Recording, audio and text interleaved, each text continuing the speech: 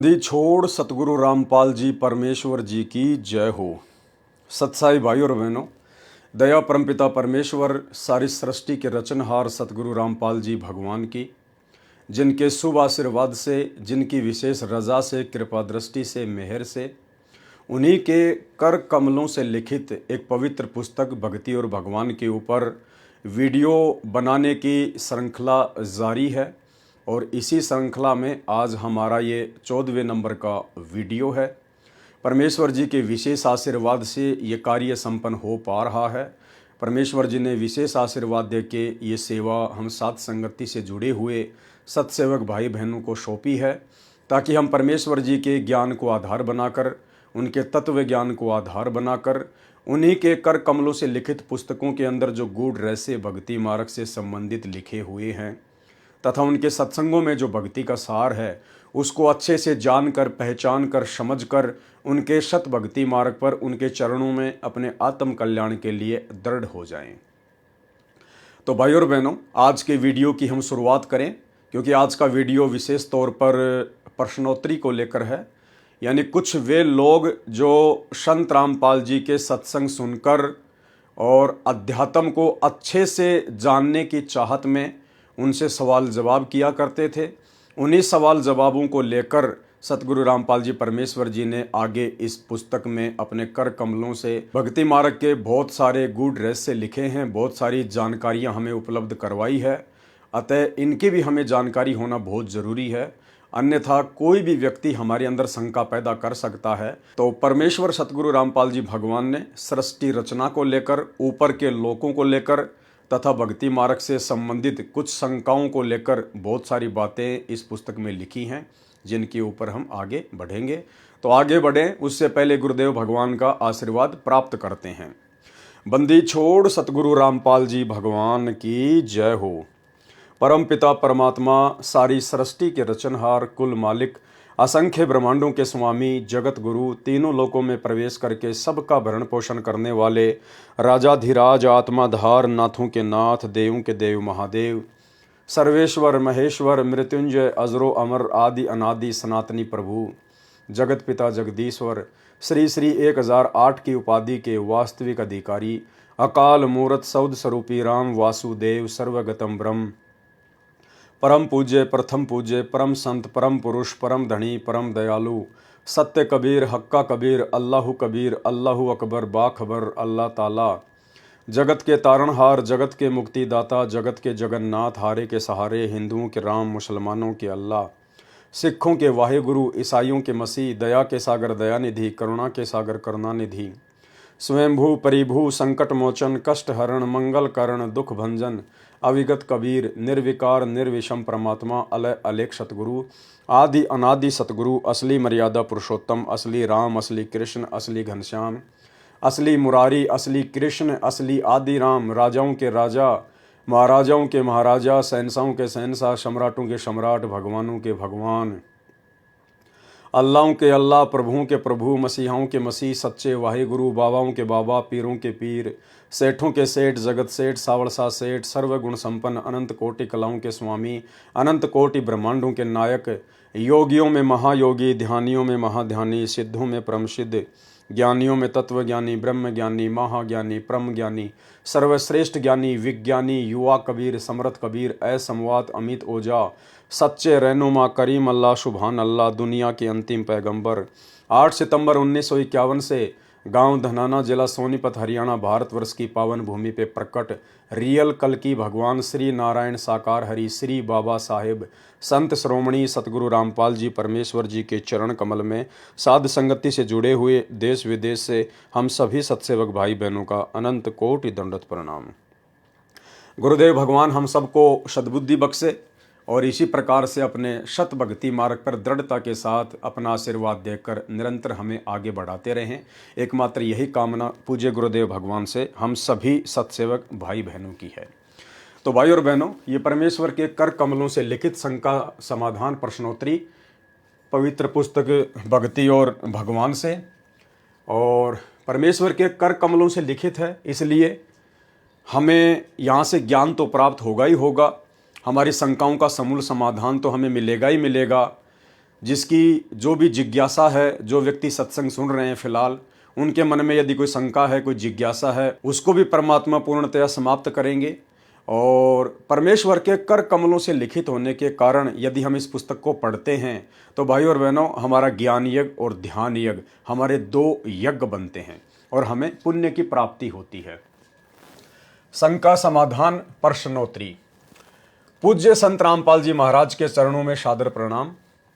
मैंने आपसे फोन पर भी कई प्रश्नों के उत्तर प्राप्त किए।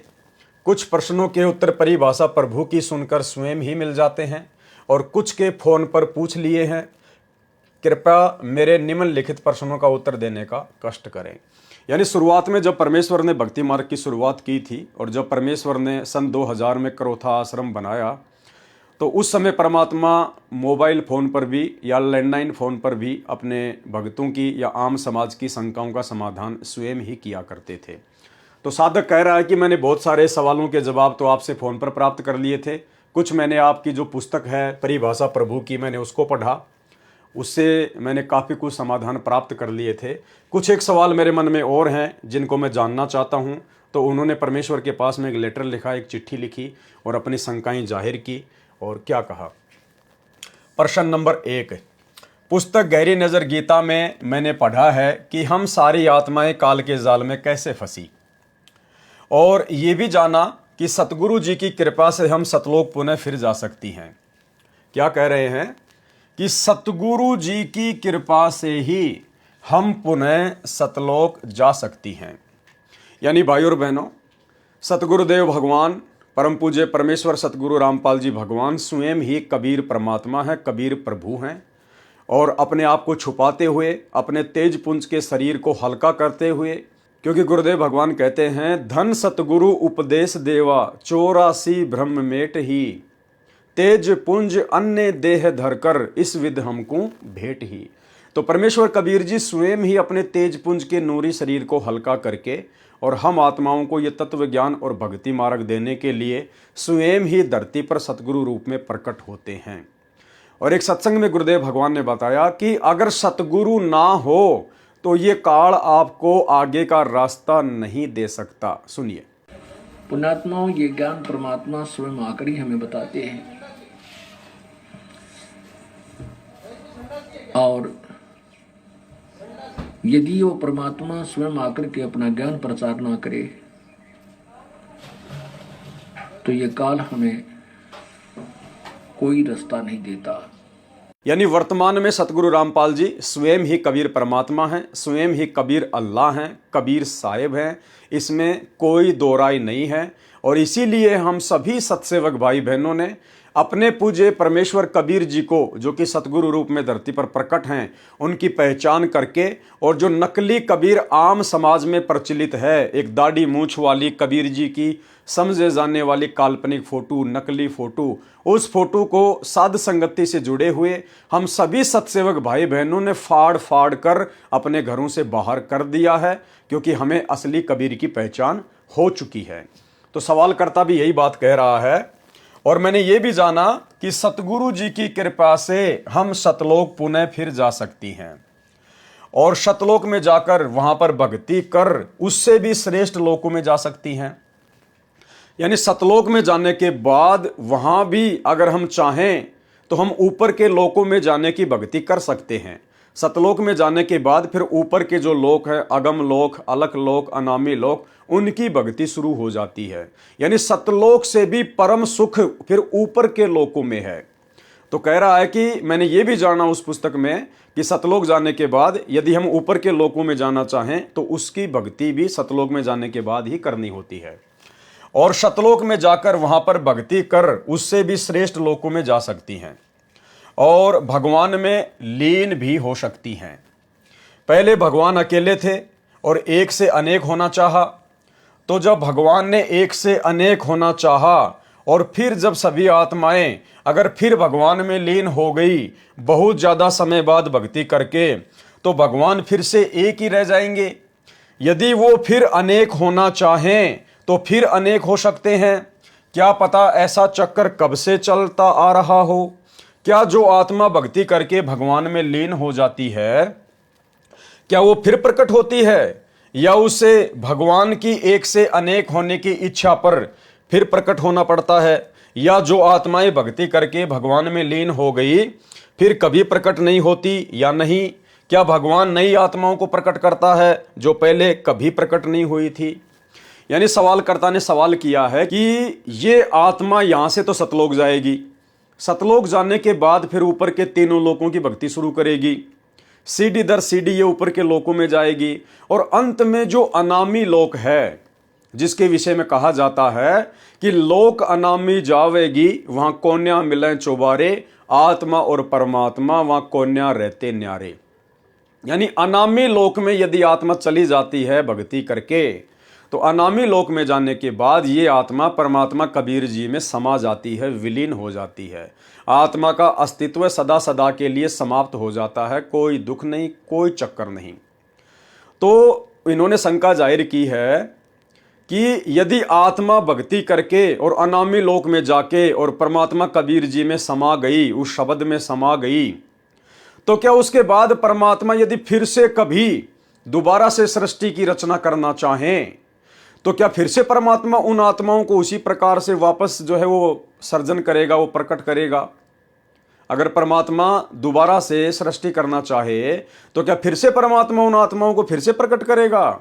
इस प्रकार तो फिर आत्माएं सतलोक में आएंगी, फिर आत्माओं को काल के जाल में फंसना पड़ेगा, फिर यहाँ पे गधे कुत्ते सुअर बनने पड़ेंगे। तो ये चक्कर कब से चलता आ रहा है? क्या ये चक्कर समाप्त होता है? क्या सृष्टि दोबारा से नहीं रची जाएगी? ये सब उसने जानना चाहा। तो गुरुदेव भगवान ने क्या जवाब दिया? प्रिय जिज्ञासु भगत, यानी जो सवाल कर रहा है वो जिज्ञासु व्यक्ति है, वो भक्ति और भगवान के विषय में जानने का इच्छुक है। परमात्मा ने 4 प्रकार के भगत बताए, अर्थार्थी, आर्थ, जिज्ञासु और ज्ञानी। अर्थार्थी वो होता है जो केवल धन प्राप्ति के लिए वेदों के अनुसार साधना करता है। आर्थ वो होता है जो केवल संकट निवारण के लिए वेदों अनुसार ही साधना करता है। जिज्ञासु वो होता है जो केवल जानकारी इकट्ठा करना चाहता है और जानकारी इकट्ठा करके फिर खुद ही वो वक्ता बनना चाहता है, वाहवाही का पात्र बनना चाहता है। चौथे नंबर का है ज्ञानी। ज्ञानी को परमात्मा ने सर्वश्रेष्ठ बताया है कि ज्ञानी वो होता है जो ज्ञान प्राप्त करके परमात्मा की प्राप्ति करके और अपनी आत्मा का कल्याण ही करवाना चाहता है। तो सतगुरु रामपाल जी परमेश्वर जी ने संकेत किया है कि जो व्यक्ति सवाल कर रहा है वो मेरा भगत नहीं है, वो केवल फिलहाल सत्संग सुन रहा है, पुस्तकें पढ़ रहा है और वो जिज्ञासु व्यक्ति है। तो परमेश्वर ने उसकी शंकाओं का समाधान किया है। आपका पत्र मिला जिससे पता चला कि आपकी परमात्मा के अंदर विशेष रुचि है। यह नया ज्ञान होने के कारण ढेर सारी शंकाओं का हो जाना स्वाभाविक है। आपके कुछ प्रश्न तो ऐसे हैं कि मैं उत्तर देना चाहूंगा तो भी आप समझ नहीं सकते, क्योंकि ये आध्यात्मिक मार्ग के अंतिम स्थिति के प्रश्न हैं और आपने अभी आध्यात्मिक मार्ग प्रारंभ भी नहीं किया है, यानी आपने अभी उपदेश भी नहीं लिया है, केवल प्रश्न ही कर रहे हैं। आपके प्रश्नों का भाव ऐसा है जैसे आप ही स्वयं अपने जीवन पर सोचें कि मैं पैदा कहां से हुआ, क्यों हुआ, क्या हम युवा होकर वृद्ध होते हैं, क्यों होते हैं, और मरकर फिर पैदा तो नहीं होंगे। इन प्रश्नों का उत्तर क्या आपने कभी सोचा? और भगवान ने जो कुछ करना है वह कर रहा है, हमने जो कुछ करना है प्रभु ने उसका मार्गदर्शन शास्त्रों के अंदर किया हुआ है। फिर भी प्रश्न नंबर 1 का उत्तर देता हूं। प्रभु कबीर साहिब ने ऊपर के रचे लोकों की सृष्टि की तथा वे लोक अजर तथा अमर अर्थात अविनाशी रचे हुए हैं। गुरुदेव भगवान कहते हैं कि सतलोक से लेकर अनामी लोक यानी ऊपर के 4 जो लोक हैं जो परमेश्वर ने रचे हैं वो अजर अमर हैं, उनका कभी भी विनाश नहीं होता। परमात्मा कभी भी उनको नष्ट नहीं करता, कभी भी परमात्मा उन जीवात्माओं को नष्ट नहीं करता है। प्रभु कबीर साहिब ने ऊपर के रचे लोकों की सृष्टि की तथा वे लोक अजर तथा अमर अर्थात अविनाशी रचे हुए हैं तथा उसमें रहने वाली आत्माएं भी मानव शरीर सदृश से अविनाशी रची हुई हैं, यानी आत्माओं का भी उन लोकों में कभी विनाश नहीं होता है, उनका मरण कभी नहीं होता है, उनको कोई कष्ट या दुख वहां पर नहीं है। इसलिए कोई भी आत्मा प्रभु में लीन होना नहीं चाहती। गुरुदेव भगवान कहते हैं कि सतलोक से लेकर अगम लोक तक उन लोकों में जितनी भी आत्माएं हैं और वो जो अजर अमर लोक हैं ऊपर के, वो आत्माएं कभी भी परमात्मा में लीन होना ही नहीं चाहेंगी, वो कभी लीन होना ही नहीं चाहती, क्योंकि वहां इतने सुख हैं जिनकी यहां पर कल्पना भी नहीं की जा सकती है। इसलिए वहां जाने के बाद ये आत्मा परमात्मा में लीन होना ही नहीं चाहेगी उन सुखों को प्राप्त करने के बाद में। उनका मरण कभी नहीं होता, उनको कोई कष्ट या दुख वहां पर नहीं है, इसलिए कोई भी आत्मा प्रभु में लीन होना नहीं चाहती। जैसे जिसको भी यहां पर जरा सा भी सुख है और दुख चाहे ढेर सारा भी है, फिर भी मरना नहीं चाहता।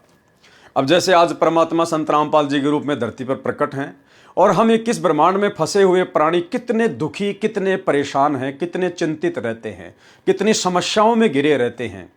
हर प्रकार के दुख, तकलीफें, आंधी, ओले, बरसात, भूकंप, बाढ़, महामारी, युद्ध, गृह युद्ध, बेटा बेटी का मर जाना, परिवार का एक्सीडेंट हो जाना, शरीर में कोई भयंकर रोग हो जाना, अचानक से कोई दुख आ जाना। फिर भी यहां जो आदमी थोड़ा बहुत सुख प्राप्त है, जो मानता है कि मैं सुखी हूं नकली सुख को प्राप्त करके, उदाहरण के लिए जैसे कोई एमएलए है या कोई विधायक है या कोई सरपंच है, और उस व्यक्ति को आज सतगुरु रामपाल जी अपने सत्संगों के माध्यम से या संत रामपाल जी के शरण में आने के बाद उनके भगत उन लोगों को सतलोक के विषय में बताते हैं, वहां के सुखों के विषय में बताते हैं। संत रामपाल जी के शरण में आने के बाद क्या क्या सुख प्राप्त होंगे उनके बारे में बताते हैं। लेकिन वो व्यक्ति जो थोड़ा बहुत पहले से सुख प्राप्त है, वो व्यक्ति संत रामपाल जी की भक्ति की तरफ मुंह करके भी नहीं सोता है, यानी वो उन्हीं नकली सुखों में डूबा हुआ है। तो भाई जब सतलोक प्राप्त हो जाएगा, अगम लोक प्राप्त हो जाएगा, जब अलख लोक प्राप्त हो जाएगा और वहां के अवर्णनीय सुख जब हम भोगना शुरू करेंगे, तो भाई कौन आत्मा है जो परमात्मा में लीन होना चाहेगी उन सुखों को छोड़कर। तो ये गुरुदेव हमें समझाना चाह रहे हैं कि आत्मा फिर परमात्मा में लीन नहीं होना चाहेगी, इसलिए ना तो कभी वो लोक विनाश में आते हैं और ना कभी वो आत्मा ही विनाश में आती हैं। उनका मरण कभी नहीं होता, उनको कोई कष्ट या दुख वहां पर नहीं है, इसलिए कोई भी आत्मा प्रभु में लीन होना ही नहीं चाहती। जैसे जिसको भी यहां पर जरा सा भी सुख है और दुख चाहे ढेर सारा भी है, फिर भी मरना नहीं चाहता। अब भाई और बहनों देखो, शिक्षा लेनी है हमने, परमात्मा ने संकेत छुपा रखे हैं। आप जी एक शब्द सुनते हैं परमात्मा का, जिसके लास्ट में गुरुदेव भगवान कहते हैं कि लोक अनामी जावेगी वहां कोन्या मिले चुबारे। अनामी लोक यानी सतलोक, अलख लोक, अगम लोक, और चौथा फिर अनामी लोक, सबसे ऊपर वाला।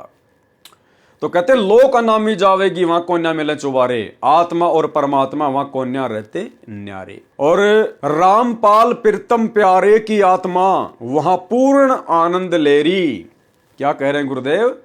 रामपाल प्रीतम प्यारे की आत्मा वहां पूर्ण आनंद लेरी, और सांच कहूं ना झूठ रति भर बात मान ले मेरी। पहले ये छोटा सा एक शब्द सुन लीजिए, एक चौपाई। लोक अनामी जावेगी वहाँ को ना मिले चौबारे, आत्मा और परमात्मा वहाँ को ना रहते न्यारे। लोक अनामी जावेगी वहाँ को ना मिले चौबारे, आत्मा और परमात्मा वहाँ नहीं रहते न्यारे।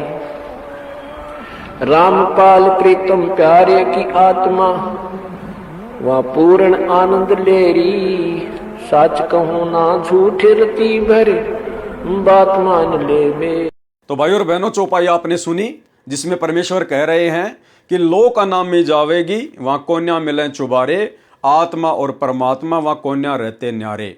और फिर गुरुदेव अपने विषय में कह रहे हैं, अपने आप को छुपाते हुए, कि रामपाल प्रीतम प्यारे की आत्मा वहां पूर्ण आनंद लेरी, और सांच कहूं ना झूठ रति भर बात मान ले मेरी।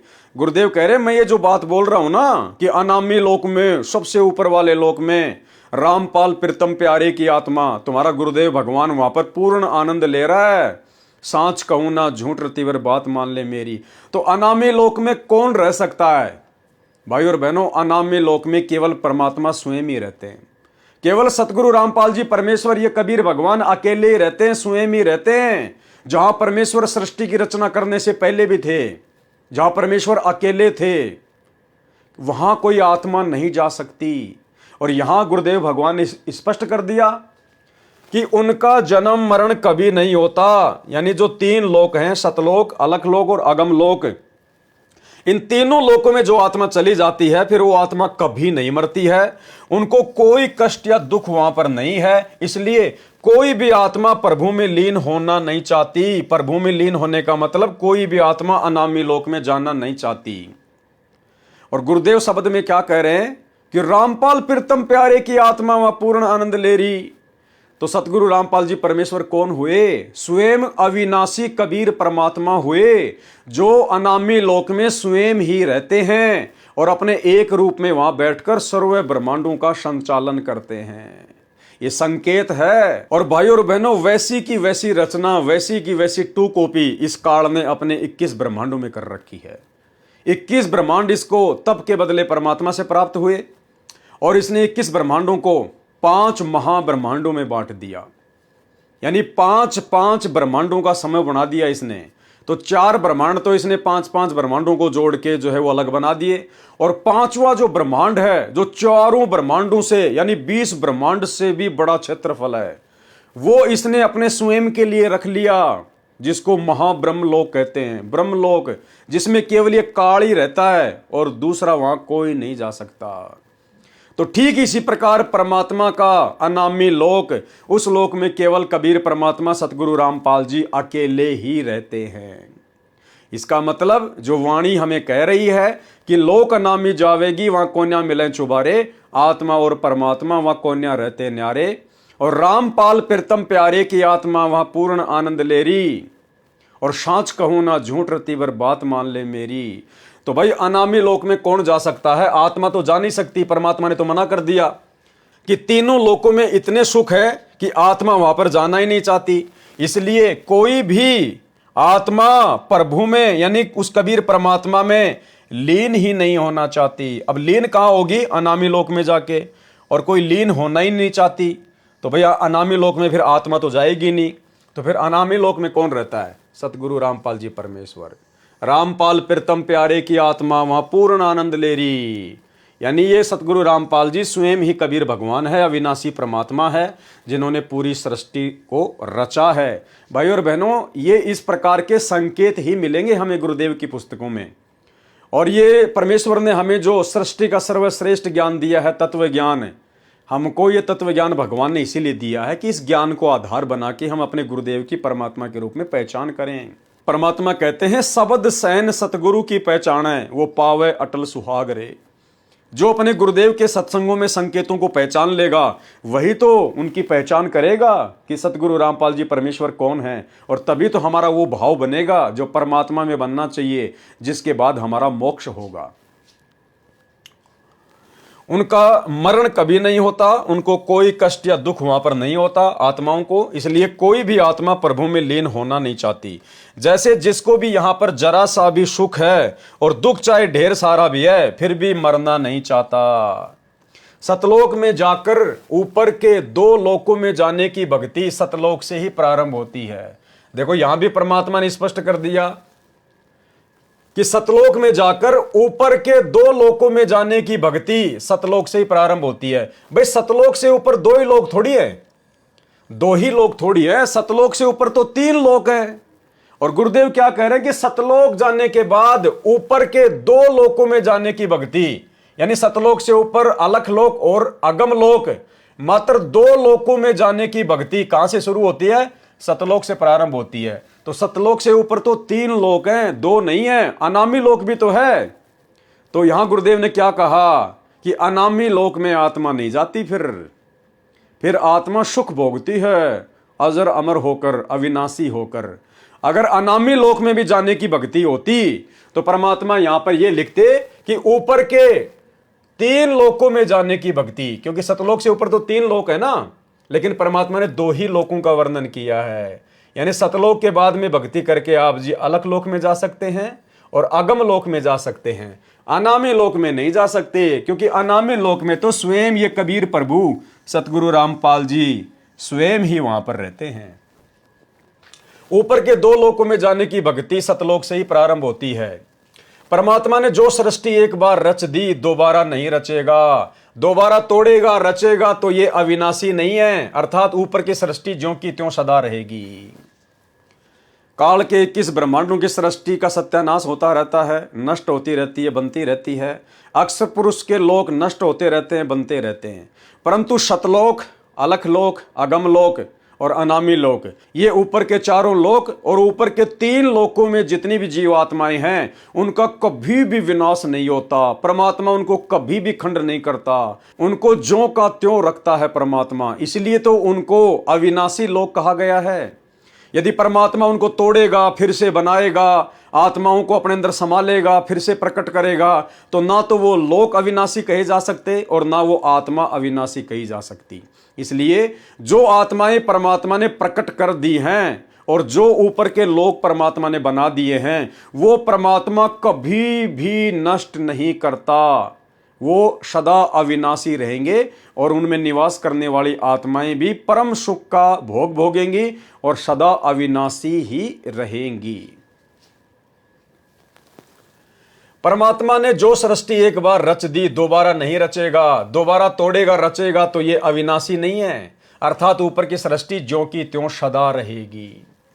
प्रश्न 2, साधारण मनुष्य भी भक्ति या तप साधना ज्यादा करके ये शक्ति प्राप्त कर लेता है कि सही भविष्य जान लेता है।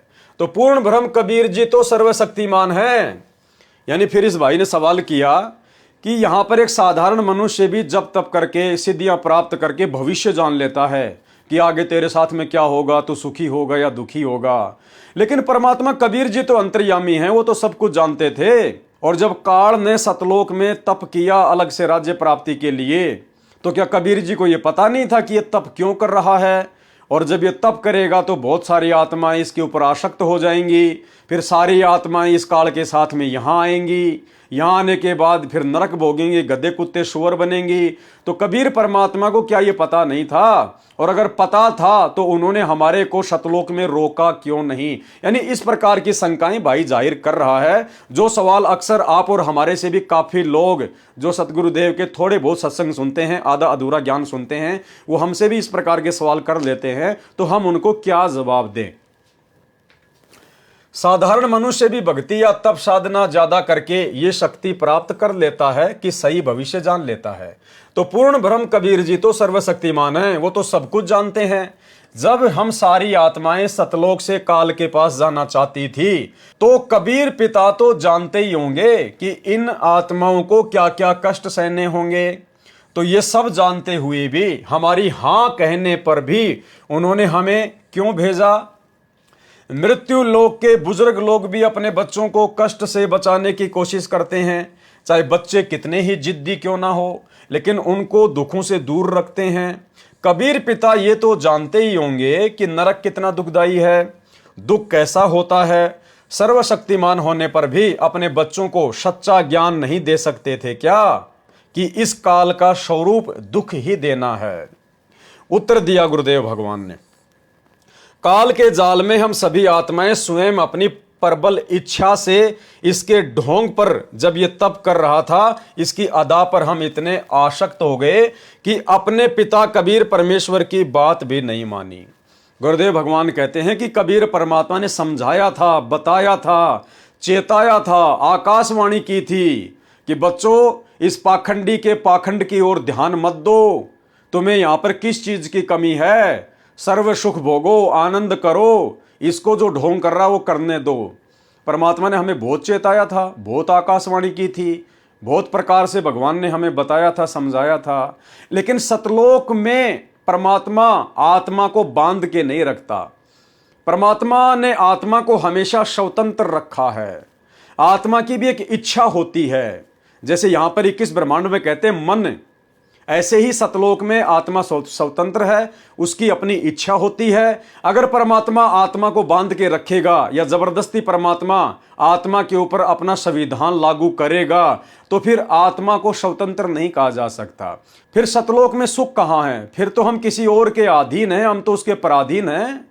अरे सुख तो वो होता है जो किसी के अधीन ना हो, जो किसी के पराधीन ना हो। तो गुरुदेव भगवान कहते हैं कि वहां परमात्मा ने बहुत समझाया था, आकाशवाणी की थी, लेकिन आप लोग अपनी खुद की इच्छा से इसके ऊपर आसक्ति करके इस काल लोक में आए हैं, जिसमें परमात्मा का किसी प्रकार का कोई दोष नहीं है।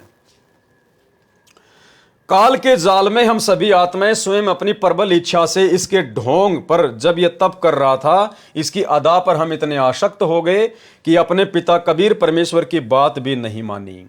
जैसे नादान बच्चे अपने पिताजी की इच्छा के विरुद्ध शादी कर लेते हैं, पिताजी के मना करने पर घर से निकल जाते हैं। उदाहरण, एक बार यह दास संत रामपाल दास जब सर्विस करता था तो एक नहर का निर्माण कार्य हो रहा था। वहां पर एक लड़की अपने 2 बच्चों के साथ मजदूरी करके आया करती थी। अपने बच्चों को जेठ की धूप में पेड़ के नीचे बैठाकर स्वयं मजदूरी करती थी। एक दिन वह बहुत बुरी तरह से रो रही थी। मैंने उससे पूछा कि बहन क्यों रो रही हो, क्या बात हो गई? उसने बताया कि मैं एक बहुत अच्छे घर की लड़की हूं। अब ये बात भाई और बहनों, आप और हम आत्माओं के ऊपर लागू होती है। वो बहन जो जेठ की धूप में अपने 2 बच्चों को लेकर जो रोड पर मजदूरी कर रही थी, वो बहन समझो हम आत्मा है। और वो रोड पर जो गर्मी में जो मजदूरी कर रही थी, वो समझो काल का 21 ब्रह्मांड है। ये पृथ्वी लोक है जहां कोई सुख नहीं है, दुख ही दुख है। और उस लड़की ने कहा कि मैं एक बहुत अच्छे घर की लड़की थी, मेरा बाप बहुत धनवान था। इसी प्रकार सतलोक में हमारा बाप कबीर परमात्मा बहुत धनवान है, सेठों का सेठ है, जगत सेठ है। एक दिन वह पूरी तरह से रो रही थी। मैंने उससे पूछा, बहन क्यों रो रही हो, क्या बात हो गई? उसने बताया कि मैं एक बहुत अच्छे घर की लड़की हूं, मैंने अपने पिता की इच्छा के विरुद्ध शादी की। हम आत्माओं ने अपने पिता कबीर परमेश्वर सतगुरु रामपाल जी की इच्छा के विरुद्ध इस काल के ऊपर आसक्त होकर 21 ब्रह्मांड में आने की इच्छा जाहिर की। मैंने अपने पिता की इच्छा के विरुद्ध शादी की। जो मेरा पति है, यानी ये जो काल है, जो अब हम आत्माओं का ये पति बन गया है, वह मेरे पिता के यहां नौकर था। ये जो काल है, ये कबीर परमात्मा का सतलोक में नौकर था। कबीर काल जो पीसे पीसना और जोरा है पणियार, और ये 2 असल मजदूर है मेरे साहिब के दरबार। तो वो लड़की कह रही है कि मैं जिसके साथ शादी करके आई हूं ना, वो मेरे पिता के वहां पर मजदूरी करता था, नौकरी करता था। तो हम आत्माएं जिस काल के साथ में यहां 21 ब्रह्मांड में आ गए ना, ये काल सतलोक में कबीर परमात्मा का नौकर था, मजदूर था। वह मेरे पिता के यहां नौकर था। मैंने उसकी बातों में आकर उससे प्यार कर लिया। हमने उसके तप के ऊपर आसक्त होकर उसके 21 ब्रह्मांड में आने के लिए हां कर दी। मेरे पिताजी ने और माताजी ने बहुत मना किया। सतलोक में भी हमें कबीर परमात्मा सतगुरु रामपाल जी ने और अन्य जितनी भी आत्माएं थी, उन्होंने हमें बहुत मना किया कि मत जाओ, दुखी हो जाओगे, परेशान हो जाओगे। बहुत रोए कबीर परमात्मा सतगुरु रामपाल जी, बहुत रोए थे वहां पर। परमात्मा बहुत दुखी हुए हम आत्माओं को काल के जाल में फंसता हुआ देखकर। मेरे पिताजी ने और माताजी ने बहुत मना किया, बहुत रोए, बहुत हाथ जोड़े। भाई और बहनों, ये संकेत कर रहे हैं गुरुदेव भगवान, हम इतने कष्ट क्यों उठा रहे हैं? क्योंकि हमने अपने बाप के साथ में बहुत बड़ा दगा किया था, धोखा किया था। इस बहन की कथा के माध्यम से परमात्मा कह रहे हैं कि मैंने भी सतलोक में जब तुम काल के साथ यहां आ रहे थे ना, तो मैंने तुम्हारे आगे हाथ तक जोड़े थे। कबीर परमात्मा सतगुरु रामपाल जी ने हम नीचों से, हम आत्माओं से हाथ जोड़ जोड़ के प्रार्थना की थी कि पुण्यात्माओं मत जाओ, तुम्हें किस चीज की कमी है वो तो बताओ, तुम्हें और क्या चाहिए वो बताओ, इसके साथ मत जाओ, ये तुम्हारे साथ में बहुत बुरा कर देगा, तुम्हें बहुत ज्यादा कष्ट देगा, यातना देगा, गधा कुत्ता शुअर बनाएगा। तो परमेश्वर सतगुरु रामपाल जी हम नीच आत्माओं के लिए सतलोक में बहुत रोए, बहुत हाथ जोड़े, बहुत गिड़गिड़ाए, क्योंकि भाई अपनों का दर्द अपनों को ही होता है। आज यदि किसी का बेटा शराब पीने लग जाए, चोरी करने लग जाए, अगर उल्टे काम करने लग जाए, तो उस बाप को पता है कि आगे चल के इसके साथ में क्या बनेगी। ये पकड़ा जाएगा, पुलिस इसकी पिटाई करेगी, इसको जेल में ठोका जाएगा, इसका जीवन बर्बाद हो जाएगा। बहुत गिड़गिड़ाए, लेकिन मैंने एक नहीं मानी। वो बहन कह रही है मैंने मेरे पिता की एक नहीं मानी। इसी प्रकार हम नीच आत्माओं ने सतलोक में अपने पिता सतगुरु रामपाल जी परमात्मा की एक भी नहीं मानी। तब मुझे तथा मेरे पति को वहां से निकाल दिया। अब मेरा पति तो शराब पीता है, अब ये काल भगवान तो रोजाना 1 लाख सूक्ष्म शरीर में से गंध निकाल के खाता है, और मैं मजदूरी करती हूं, और हम आत्माएं यहां पर गधे कुत्ते सुअर बन रहे हैं, सारा दिन 2 रोटी के लिए बैल की तरह कमाते हैं। मेरा पति मेरी मजदूरी से शराब पीता है।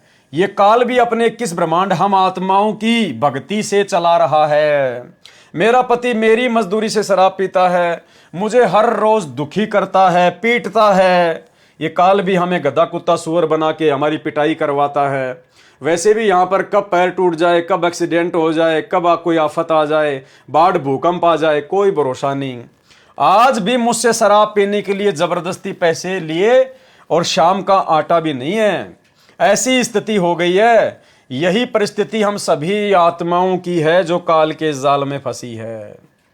क्योंकि साहिब कबीर ने हमें बार बार कहा था कि ये ज्योति निरंजन तुम्हें बहुत दुखी करेगा, क्योंकि यह तो मेरा मजदूर है और तुम्हें दुखी करेगा, तुम इसकी तरफ ध्यान मत दो।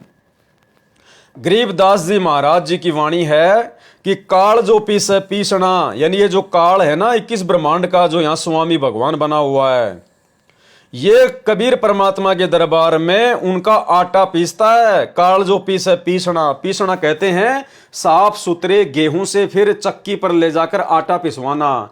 तो कहते ये जो काल है जो यहां पर भगवान बना बैठा है तुम आत्माओं के ऊपर, ये तो सतलोक में कबीर परमात्मा का आटा पीसता था, चक्की चलाता था, और जोरा है पणिहार, और ये जो मौत है, जो ये मृत्यु है, ये जो ये दुर्गा है, ये वहां पर परमात्मा का पानी भरती थी। ये दोनों असल मजदूर हैं मेरे सतगुरु के दरबार। कौन सतगुरु? सतगुरु रामपाल जी परमेश्वर। इस कबीर परमात्मा सतगुरु रामपाल जी परमेश्वर जी के सतलोक में, उनके दरबार में। सवाल नंबर 3, काल के 21 ब्रह्मांडों में कर्मों का फल भोगना ही पड़ता है। काल भगवान ने सतलोक में बुरा कर्म किया और हम आत्माओं ने अपने पिता से इजाजत ली तो सतलोक से इस दुख सागर में आए। काल भगवान को अपने कर्म का भोग भोगना पड़ा और हमें भी, क्योंकि हमने काल को पसंद किया। कबीर पिता ने काल भगवान को श्राप दिया, जिसके कारण भोली भाली आत्माएं काल का आहार बन रही हैं। हमारे कबीर पिता इतने क्रोधी हैं कि उनको अपने बच्चों पर दया नहीं आती। एक बार कबीर पिता का मन करता है कि अपनी सारी आत्माओं को वापस सतलोक ले जाऊं और काल के 21 ब्रह्मांडों को आग लगा दूं, लेकिन उनको अपना ही वायदा याद आ जाता है। वो कबीर पिता तो भगवान हैं, लेकिन इस बात से तो ये लगता है कि उनका मन भी मनुष्य जैसा है। जैसे गुरुदेव भगवान अपने सत्संगों में बताते हैं, पुस्तकों में लिखा है कि अपनी आत्माओं को 21 ब्रह्मांड में महादुखी देखकर तपतशिला पर जब आत्मा रोती है, बिलखती है, तड़पती है, तो उनकी तड़पड़ाहट को देखकर जब ये आत्मा गधा कुत्ता सुअर बनती है तो परमेश्वर इनके असहनीय कष्टों को देखकर उनको लगता है कि इस काल की 21 ब्रह्मांड रूपी मटके को फोड़ दूं, तोड़ दूं, नष्ट कर दूं और अपनी प्यारी आत्माओं को वापस सतलोक ले जाऊं। तो जब उस जिज्ञासु भगत ने इस प्रकार की बातें सुनी, पुस्तकों में पढ़ी, तो उसने कहा कि फिर ये तो कबीर भगवान भी एक सामान्य मनुष्य जैसा हुआ। जैसे आम व्यक्ति को कभी तो क्रोध आ जाता है, कभी वो शांत हो जाता है, तो यहां तो कबीर भगवान भी फिर एक आम व्यक्ति की तरह ही रिएक्ट कर रहे हैं।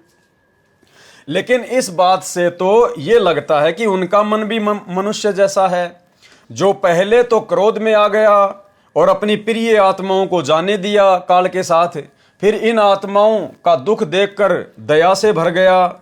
ये दया उनको तब क्यों नहीं आई जब उन्होंने हमें काल भगवान के साथ भेजा हमारी इच्छा से?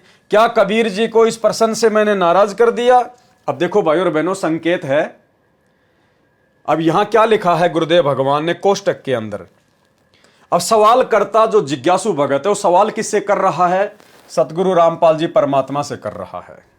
और वो क्या कह रहा है फिर लास्ट में ये सवाल पूछ के, क्या कबीर जी को इस प्रश्न से मैंने नाराज कर दिया? तो कौन हुए कबीर? सवाल किससे किया जा रहा है? सतगुरु रामपाल जी परमेश्वर जी से।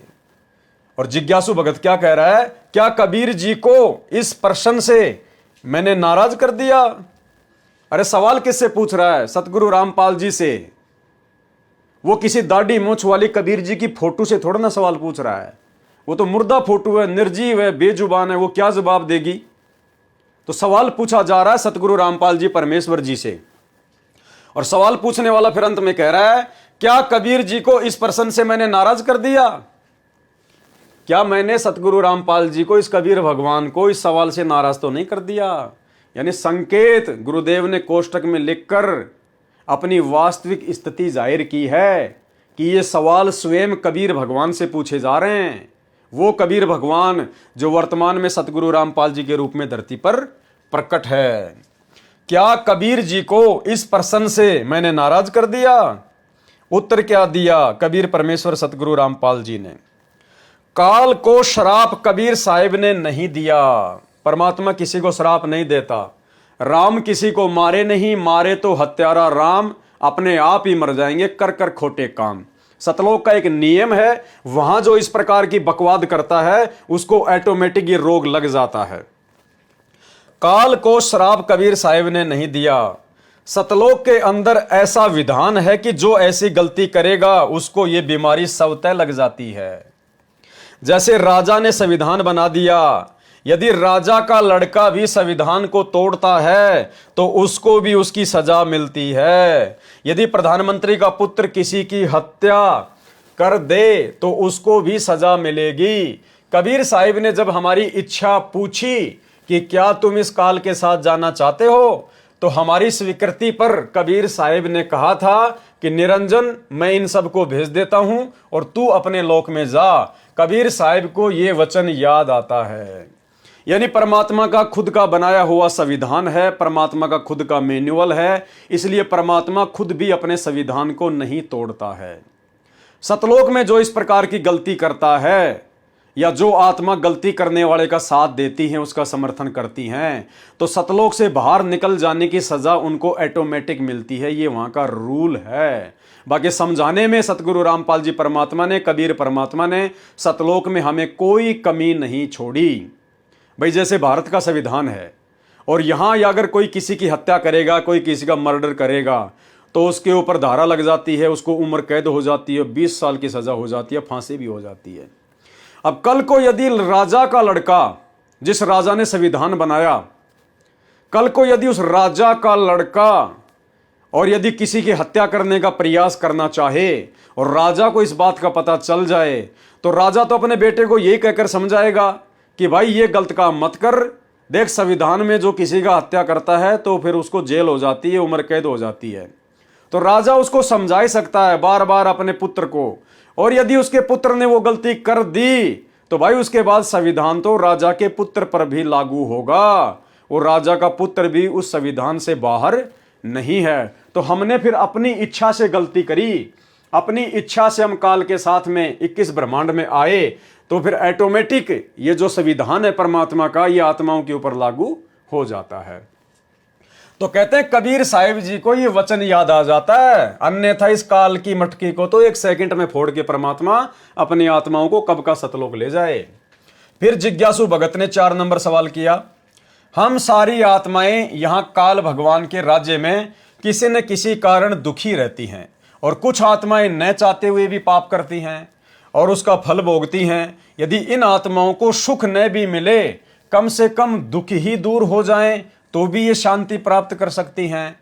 मैं ये जानना चाहता हूं, क्या सतलोक का सुख यहां काल भगवान के सुख से ज्यादा है?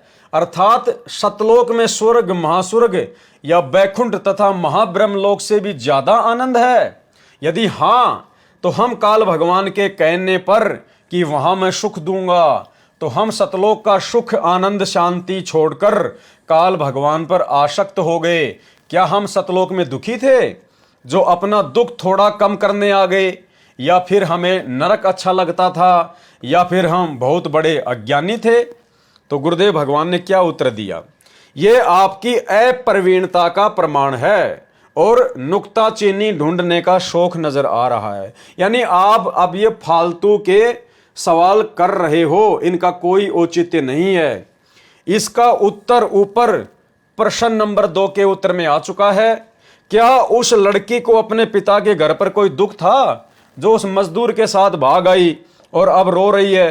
तो सतगुरु रामपाल जी परमेश्वर जी कहना चाह रहे हैं कि भाई सृष्टि रचना में मैंने तुम्हें सारी बातें बता दी कि सतलोक में इतना सुख है, इस काल में तो ढूंढने को भी नहीं मिलेगा। फिर तुम क्यों इस प्रकार के उल्टे सवाल कर रहे हो? क्या सतलोक में सुख थोड़े थे जो सुख प्राप्त करने के लिए आत्मा यहाँ आ गई? जब सृष्टि रचना आपने पढ़ ली कि सारे सुख भोगते भोगते भी इन आत्माओं को काल ने भ्रमित कर दिया कि मैं यहाँ से भी ज़्यादा सुख दूंगा तुम्हें, ऐसे ऐसे मैंने नहरें, नदियाँ, दूध की नदियाँ, शहद की नदियाँ, हीरे मोती के पहाड़ बना दिए, घूमेंगे फिरेंगे पिकनिक करेंगे।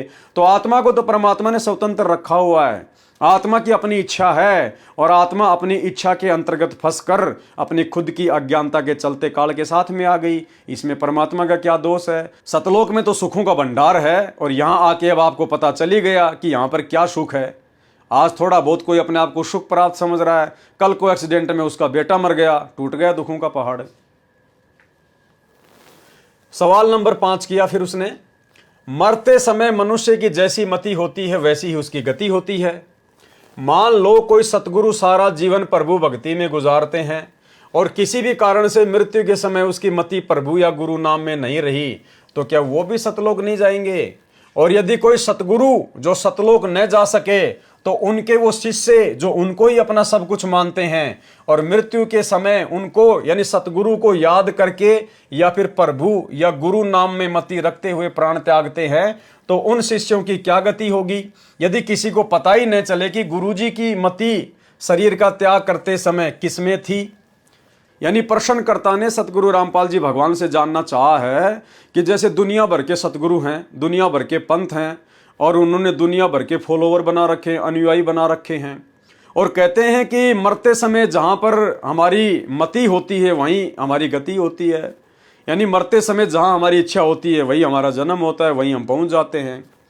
तो अगर वो सतगुरु मरते समय अगर उसकी सुरती उसका ध्यान अगर सतलोक में ना हुआ और यदि यही काललोक में किसी बकवाद में उलझ के रह गया और वो जो सतगुरु है क्या उसकी भी गति होगी या नहीं होगी? और उस सतगुरु के मरने के बाद में उनके जो भगत हैं वो अपने सतगुरु को ध्यान में रख कर भक्ति करें या जो गुरु नाम दे दिया है उसको ध्यान में रख के भक्ति करें। और अगर सतगुरु की गति नहीं हुई तो फिर उसके गुरु नाम से उनके भक्तों की गति होगी या नहीं होगी? इस प्रकार के सवाल इसने जानना चाहा है। उत्तर क्या दिया गुरुदेव भगवान ने कि भाई असली सतगुरु तो वही होता है जो आम जीव से उत्तम होता है। परमात्मा कहते दुनिया भर के नकली सतगुरु हैं, लेकिन असल में सतगुरु वही होता है जो आम जीव से उत्तम होता है। अब भाई एक तो होती है आत्मा, एक होता है परमात्मा। तो आम जीव तो सभी आत्माएं हैं और गुरुदेव ने कह दिया कि काल से लेकर और तुम मनुष्य तक सभी आत्मा हो, जीव हो। और सतगुरु कौन होता है? जो आत्मा से उत्तम होता है।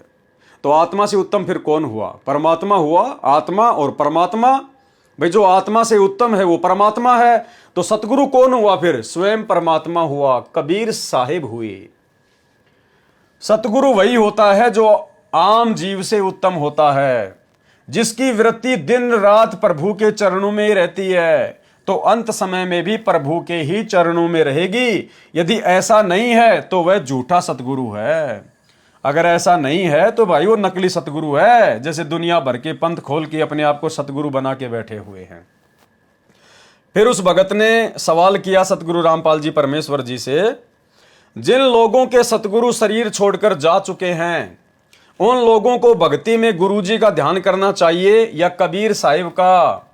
और फिर वही बात, यदि स्वयं गुरुजी की ही मति शरीर छोड़ते समय वहां न रही जो सतलोक जाने के लिए सहायक है, तो भी शिष्यों को गुरु नाम सहायता करेगा या उसको भी वहीं जाना होगा जहां उनके गुरु गए, न कि सतलोक?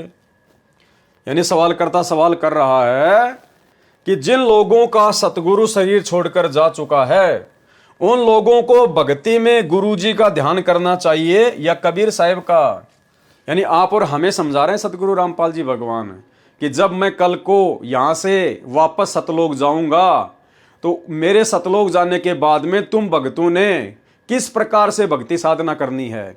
अपने गुरुजी का ध्यान करना है, अपने गुरुजी के बताए मंत्रों का ध्यान करना है, नियम मर्यादा में रह के भक्ति करते रहना है, या फिर जो दाढ़ी मूंछ वाला कबीर साहिब है उसका ध्यान लगा के भक्ति करनी है। तो जवाब क्या दिया गुरुदेव ने? पूर्ण सतगुरु सतलोक चला जाता है। जो पूर्ण सतगुरु होता है ना भाई, वो अपना काम पूरा करके, अपने मिशन को पूरा करके और फिर वो सतलोक चला जाता है। कहां चला जाता है? सतलोक में। यानी वो स्वयं कबीर परमात्मा होता है, इसलिए अपने मिशन को पूरा करके सतगुरु सीधा सतलोक चला जाता है। शिष्यों को पूर्ण मर्यादा तथा नाम जाप विधि प्रदान कर जाता है। पूर्ण परमात्मा उस संत रूप में साधकों के कार्य करता है तथा मर्यादा में रहकर भक्ति करने वाले भक्तों को सतलोक ले जाता है। अब देखो भाई और बहनों, समझने की बात है, संकेत है भाई। जब पूर्ण सतगुरु, जैसे आज सतगुरु रामपाल जी परमात्मा है, आज हमें भक्ति देने के लिए आए हुए हैं। इन्होंने हमें भक्ति दे दी, भक्ति मर्यादा बता दी, सतलोक जाने की विधि बता दी। तो पूर्ण सतगुरु सतलोक चला जाता है। मान लीजिए सतगुरु रामपाल जी परमात्मा अपना पूरा मिशन करके, अपनी लीला को पूरा करके और काल लोक के अनुसार फिर सतलोक जो है चले गए। पूर्ण सतगुरु सतलोक चला जाता है और शिष्यों को पूर्ण मर्यादा तथा नाम जाप की विधि प्रदान कर जाता है।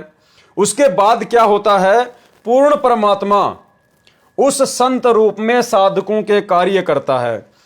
भाई जब सतगुरु सतलोक ही चले गए तो उसके बाद में फिर कैसे वो कबीर परमात्मा, यदि कोई अन्य है तो उसी सतगुरु के रूप में भक्तों के कार्य पूरा करेगा। भाई जब सतगुरु सतलोक ही चला जाएगा तो उसी रूप में तो वापस धरती पर आएगा नहीं, दोबारा से अपना खेल खेलेगा नहीं। तो कैसे फिर उस सतगुरु के रूप में परमात्मा उनके भक्तों के कार्य सिद्ध करेगा? यानी अन्य कोई परमात्मा नहीं है। यहां तो परमात्मा अपने आप को परमात्मा से अलग साबित करके हमें ज्ञान समझाना चाह रहे हैं। यानी जब सतगुरु रामपाल जी परमात्मा सतलोक को चले जाएंगे, अपनी लीला पूरी करके, अपने मिशन को पूरा करके, तो हम भक्तों को डरने की जरूरत नहीं है, घबराने की जरूरत नहीं है, चिंतित होने की आवश्यकता नहीं है। सतगुरु हमें नाम दे गए, हमें भक्ति दे गए, हमारे को मर्यादाओं का पाठ पढ़ा गए। हमने उनके द्वारा दी गई भक्ति को मर्यादा में रह के करना है। और जब कभी हमारे ऊपर कोई विशेष आपत्ति आएगी, यानी जिस आपत्ति के समय सतगुरु की आवश्यकता पड़ेगी, तो ये तो समर्थ है, सौद स्वरूपी राम है। इन्होंने खाली यही तो शरीर छोड़ा है। ये खाली जिस शरीर में आज आए हुए हैं, अपनी लीला को पूरा करके, अपने मिशन को पूरा करके, इसी शरीर के साथ तो वापस सतलोक में जाएंगे। बाकी तो परमात्मा फिर अपने भगत के लिए कहीं भी प्रकट हो सकता है, कहीं भी प्रकट हो सकता है। परमात्मा तो शब्द स्वरूपी राम है, परमात्मा तो कुछ भी कर सकता है।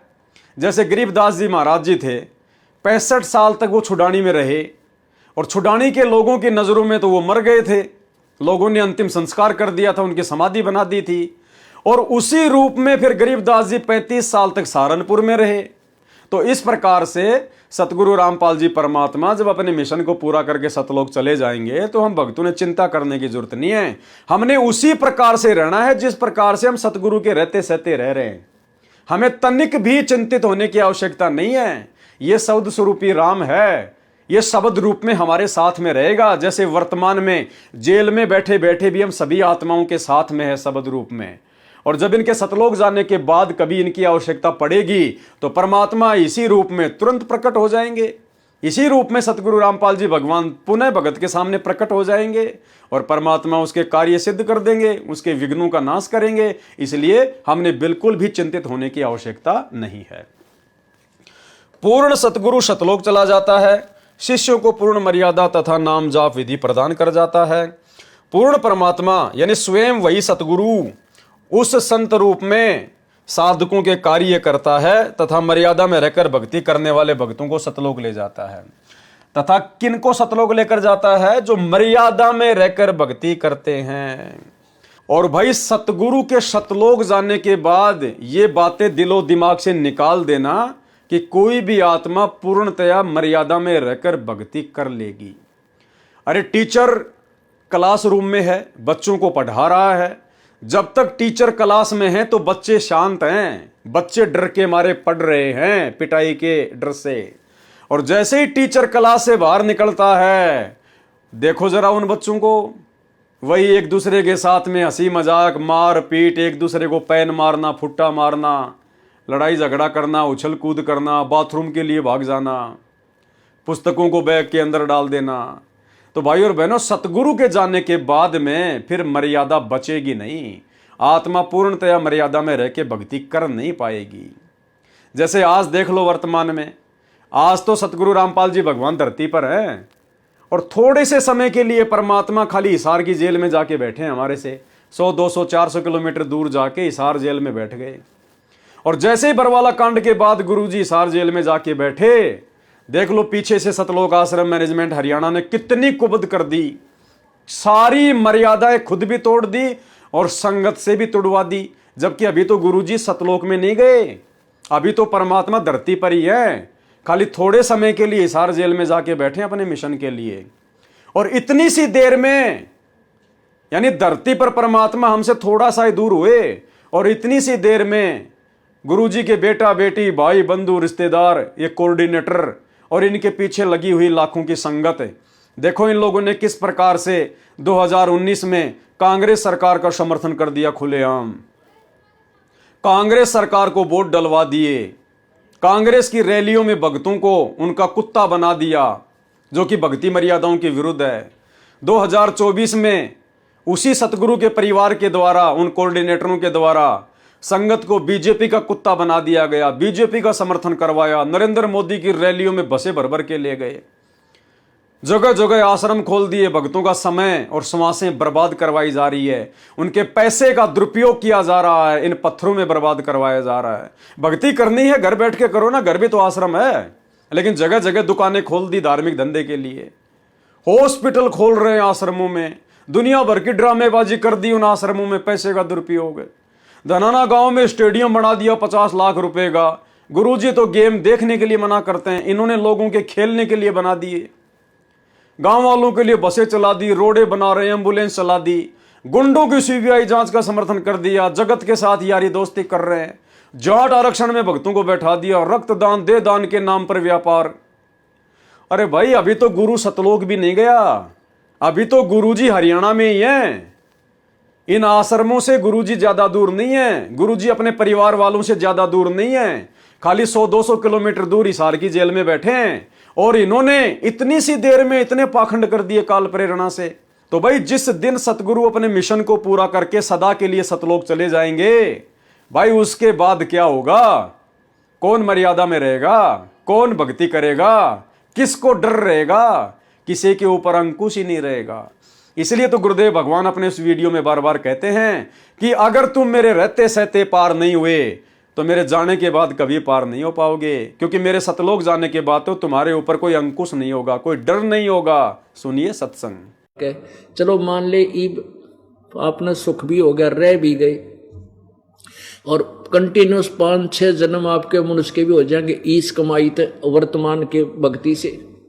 और आगे सरदार, क्योंकि आगे घटेगी जब दास यहाँ मौजूद है, अभी गलती करोगे तो आगे कौन से पार हो जाओगे तुम। अब तो हर तरह से मर्यादा आपको समझाता हूँ, ये बताता हूँ ये गलती मत करो, तुम्हें फाउल पॉइंट बताता हूँ कि ये गलत, ये पॉइंट फाउल है, तेरा नाम खंड हो गया।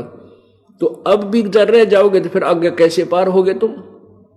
जब ये दास चला जाएगा सतलोक, फिर तुम पर अंकुश नहीं रहेगा, ज्ञान तो रहेगा, लेकिन कुछ ऐसी मर्यादा बन जाएंगी जो पुण्यात्मा बचपन से ही भक्ति अपने बच्चों को रंग में रंग देंगे, वो आने वाले समय में इतना जल्दी नहीं बिगड़ेंगे। और जो वर्तमान में बिगड़ जाएगा तो आगे गलती हुई पड़ी है उस तक। तो इसलिए इस समय को ज्यादा नहीं बढ़ाना आपने। इसलिए भाई और बहनों, आप और हम सभी आत्माओं ने, जो भी आत्माएं साथ संगति से जुड़ी हुई हैं, सत्सेवक हैं, हम सभी भाई बहनों ने डर के भक्ति करनी है। और कोशिश करो 100% कि हे पूज्य गुरुदेव सतगुरु रामपाल जी भगवान, हे परमात्मा, अपने धरती पर इसी रूप में रहते सहते हमें यहां से सतलोक भेज दो। बाद में परमात्मा बाद ही है, कोई भरोसा नहीं है। हम जीव ही हैं, 2 कोटि के प्राणी हैं, कोई भरोसा नहीं कब ये काल हमें भ्रमित कर दे, आपकी मर्यादा तोड़ बैठे और परमात्मा फिर वही सदा सदा के लिए कष्ट उठाने को बाध्य हो जाएंगे।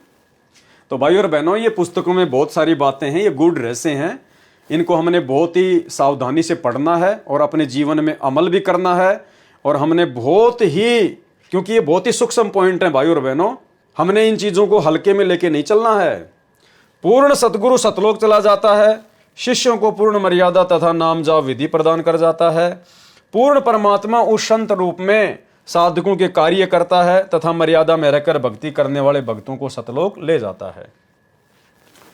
फिर 7वां नंबर सवाल किया, कबीर साहिब के साथ जो 4 बच्चे रहते थे और गरीबदास जी के 6 बच्चे क्या उसी जन्म में सतलोक चले गए थे?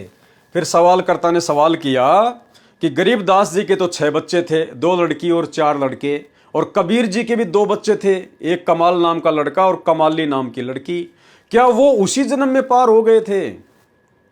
यानी बहुत सारे भाई बहनों को ये शंका है ना कि भाई नानक जी पार हो गए, दादू जी पार हो गए, इब्राहिम सुल्तान पार हो गया, क्योंकि परमात्मा अपनी वाणी में कहते हैं, हम सुल्तानी नानक तारे दादू को उपदेश दिया, जाति जुलाहा भेद न पाया, काशी माए कबीर हुआ।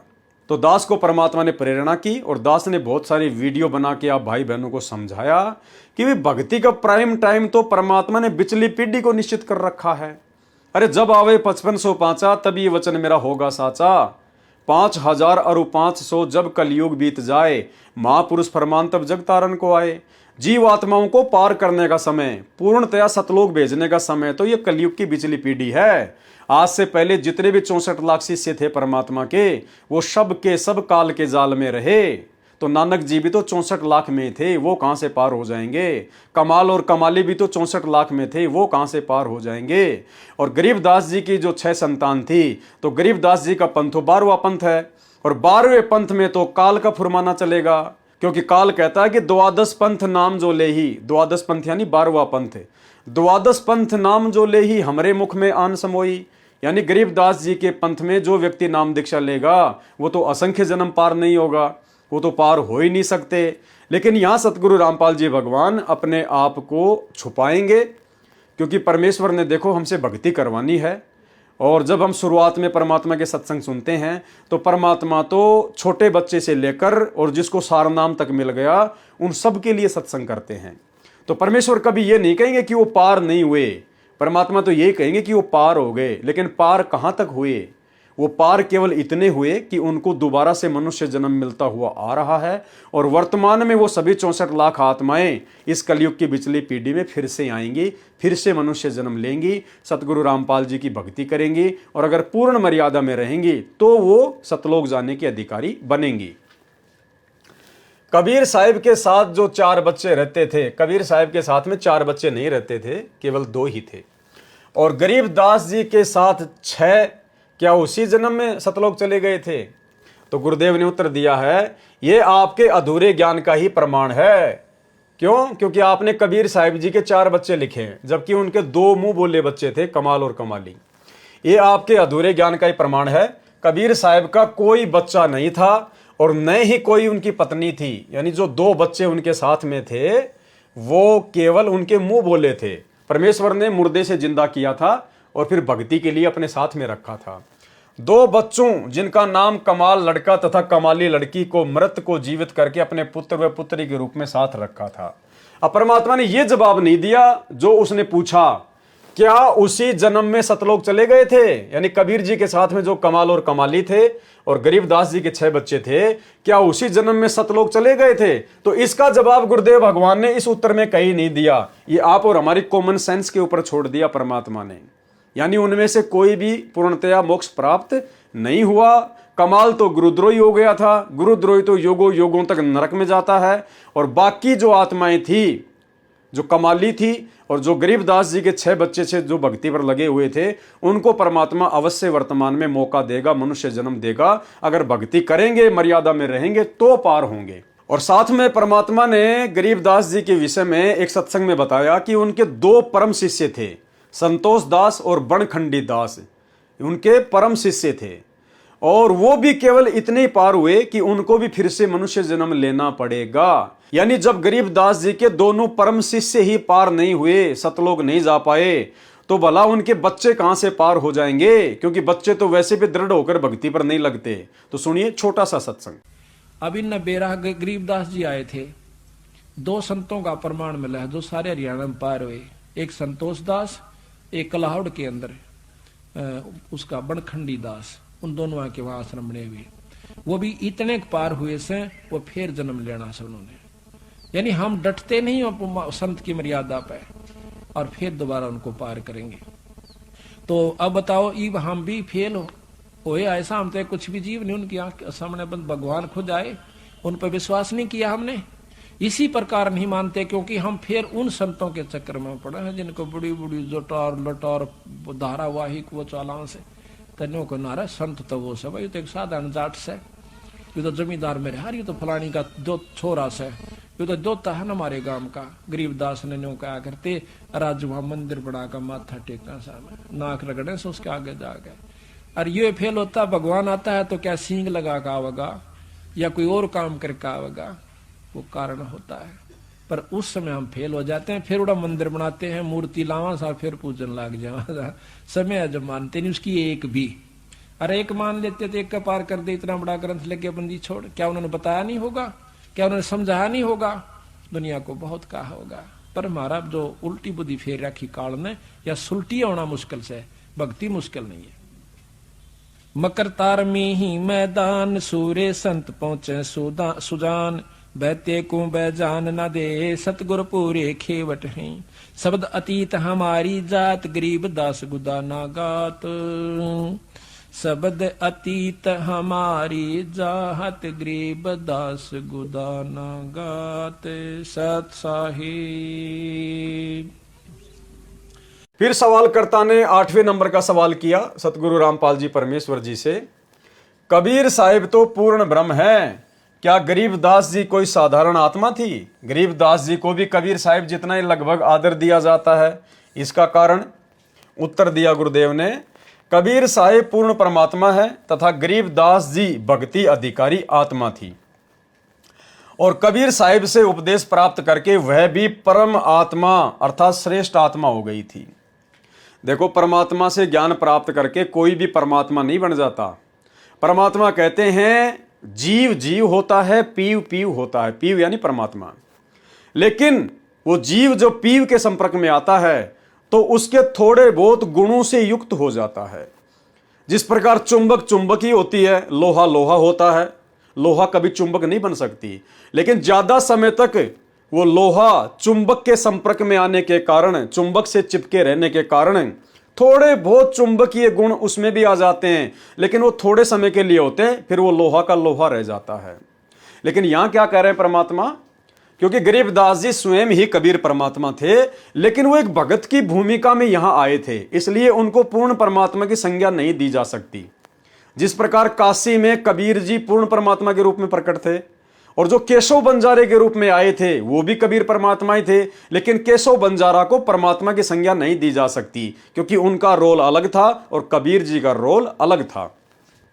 लेकिन यह संकेत कर दिया गुरुदेव भगवान ने, तथा गरीबदास जी भक्ति अधिकारी आत्मा थी और कबीर साहिब से उपदेश प्राप्त करके वह भी परम आत्मा हो गई।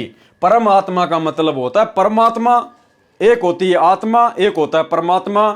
तो भाई भगवान के संपर्क में आके कोई भी जीवात्मा परमात्मा नहीं बन सकती। ऐसे तो फिर सारे परमात्मा बन जाएंगे, फिर तो बहुत सारे भगवान हो जाएंगे, असंख्य फिर तो परमात्मा हो जाएंगे। तो यहां गुरुदेव ने संकेत किया है, समझदार को संकेत ही काफी है कि वह भी परम आत्मा हो गई, श्रेष्ठ आत्मा हो गई। अर्थात गरीबदास जी स्वयं ही कबीर परमात्मा थे, वो केवल एक भगत का रोल कर रहे थे।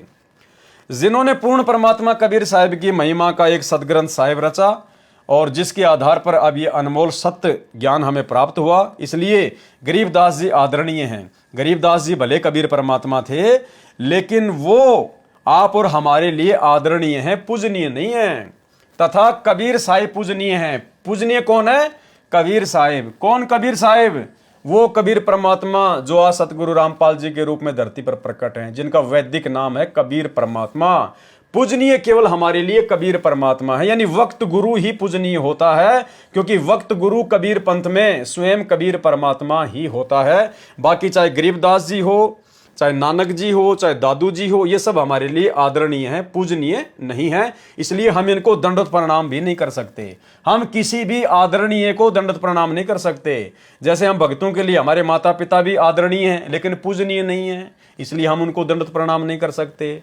दंडवत प्रणाम केवल पूजनीय को किया जाता है। तो वर्तमान में एकमात्र पूजनीय हम भक्तों के लिए कबीर परमात्मा सतगुरु रामपाल जी भगवान है। इसीलिए हम सभी सत्सेवक भाई बहनों ने अपने अपने घरों से वो दाढ़ी मूंछ वाली कबीर जी की नकली फोटो को अपने घर से निकाल दिया, क्योंकि फोटो नकली है, नाम नकली नहीं है परमात्मा का। नाम तो कबीर है और कबीर आज धरती पर आ गया, लेकिन जो फोटो हमें दिखाई जाती थी कबीर जी की दाढ़ी मूंछ वाली, वो नकली है। तो उस फोटो को हमने दंडवत प्रणाम नहीं करना है, फोटो की पूजा नहीं करनी है। ना ही हमने गरीबदास जी की फोटो रखनी है, ना उनको दंडवत प्रणाम करना है। ना ही हमने अपने घर पर या दरबार में अपने दादा गुरु जी की फोटो रखनी है, ना उनको दंडवत प्रणाम करना है। और ना ही हमने पंडित चिदानंद जी की, जो कि हमारे परदादा गुरु कहे जाते हैं, ना हमने उनकी कोई फोटो अपने घर पर रखनी है, ना हमने उनको दंडवत प्रणाम करना है। इसलिए हम सत्सेवक भाई बहन केवल अपने घरों पर, अपने दरबार में अपने पूज्य गुरुदेव सतगुरु रामपाल जी परमात्मा, जो कि असली कबीर है, इन्हीं का एकमात्र फोटो रखते हैं, इन्हीं को भोग लगाते हैं और इन्हीं से हम हर प्रकार की इच्छा जाहिर करते हैं। गरीबदास जी की वाणी है कि गरीब अनंत कोटि ब्रह्मा बहे, अनंत कोटि भय ईस, कबीर साहिब तेरी बंदगी से जीव हो जावे जगदीश। कबीर साहिब तेरी बंदगी से जीव हो जावे जगदीश का मतलब है कि यहां का जो जगदीश है काल भगवान, इसकी इतनी शक्ति युक्त तो कबीर परमात्मा सतगुरु रामपाल जी भगवान की भक्ति करने से एक आत्मा हो जाती है, एक जीव हो जाता है, जगदीश है। सवाल 9, काल भगवान के 21 ब्रह्मांडों का नाश होने पर सारी आत्माएं परब्रह्म के लोक में रहती हैं। यानी जब काल भगवान के 21 ब्रह्मांडों का नाश होता है, महाप्रलय होती है, तब वो कबीर परमात्मा क्या करता है, जितनी भी आत्माएं 21 ब्रह्मांड में होती हैं उन सबको बीज रूप में और इस काल को और दुर्गा को अक्षर पुरुष के लोक में रख दिया जाता है। फिर दोबारा से परमात्मा 21 ब्रह्मांडों की रचना करता है, फिर उन सभी जीव आत्माओं को दोबारा से 21 ब्रह्मांड में उसी प्रकार से जैसे नए सिरे से काल ने 21 ब्रह्मांडों की शुरुआत की थी, काल और दुर्गा, फिर ब्रह्मा विष्णु महेश की उत्पत्ति, फिर ब्रह्मा जी के द्वारा अपने शब्द शक्ति से आत्माओं की उत्पत्ति, फिर बाकी आत्माओं की उत्पत्ति, फिर ऐसे इस प्रकार से सृष्टि चलती है। तो सवालकर्ता क्या कह रहा है, काल भगवान के 21 ब्रह्मांडों का नाश होने पर सारी आत्माएं परब्रह्म के लोक में रहती हैं, यानी अक्षर पुरुष के लोक में रहती हैं। परब्रह्म के लोक में सुख कितना है, कितने समय तक आत्माएं वहां रहती हैं, और यदि पुनः काल भगवान का जन्म होने पर भी आत्माएं परब्रह्म के लोक में रहना चाहें तो क्या रह सकती है? क्या काल भगवान को अपने जन्म याद हैं कि उससे कितने जन्म हो चुके हैं और वो कितने जन्मों तक 21 ब्रह्मांडों के मालिक रहेंगे और उसके बाद फिर हमारी तरह ही सतलोक में चले जाएंगे? जब काल भगवान की मृत्यु होती है और इसी प्रकार परब्रह्म की मृत्यु होती है तो क्या वो भी मृत्यु का कष्ट भोगते हैं? या जैसे मृत्यु लोक के प्राणी अपने जीवन में दुख भोगते हैं, इसी तरह ब्रह्म और परब्रह्म भी अपने अपने जीवन में दुख भोगते हैं। अक्षर पुरुष कितने जन्मों तक जिएगा? क्या अक्षर पुरुष की सृष्टि में सुख है? इसी प्रकार कबीर पिता के सहज आदि पुत्रों ने यदि किसी सृष्टि की रचना की वहां पर तो क्या वहां सुख है? क्या कबीर पिता के सहज आदि पुत्रों का भी कभी नाश होता है? यानी इन्होंने काफी कुछ सवाल किए हैं। तो उत्तर दिया गुरुदेव भगवान ने, जो आत्माएं काल के 21 ब्रह्मांड में रहती है वे काल के ही साथ वापस काल लोक में आएंगी।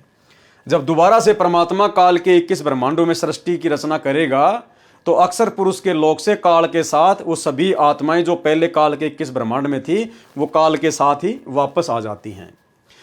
रही बात सुख और दुख की, जैसे राजा और प्रजा में सुख दुख का अंतर होता है ऐसे ही ब्रह्म और परब्रह्म अपने अपने लोकों के राजा हैं।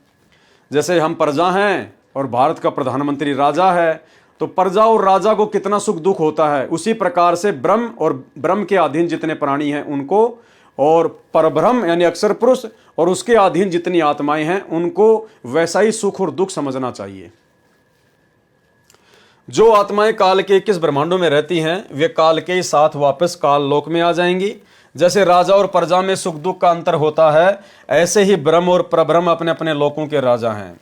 यानी जैसे आम प्राणी को बेचारे को रोजी रोटी की समस्या होती है, कपड़े लत्ते की समस्या होती है, बच्चों को पढ़ाने की समस्या होती है और राजा को इस प्रकार की कोई समस्या नहीं होती है क्योंकि राजा के पास में धन होता है, ठाट बाट होती हैं। लेकिन राजा को दूसरे प्रकार की टेंशन होती है, उसको अपना कोई एमएलए टूट गया, कोई विधायक टूट गया, अब की बार चुनाव आ रहे हैं, पता नहीं जीतूंगा नहीं जीतूंगा, वहां पर बाढ़ आ गई, वहां पर किसी ने जो है आंदोलन कर दिया।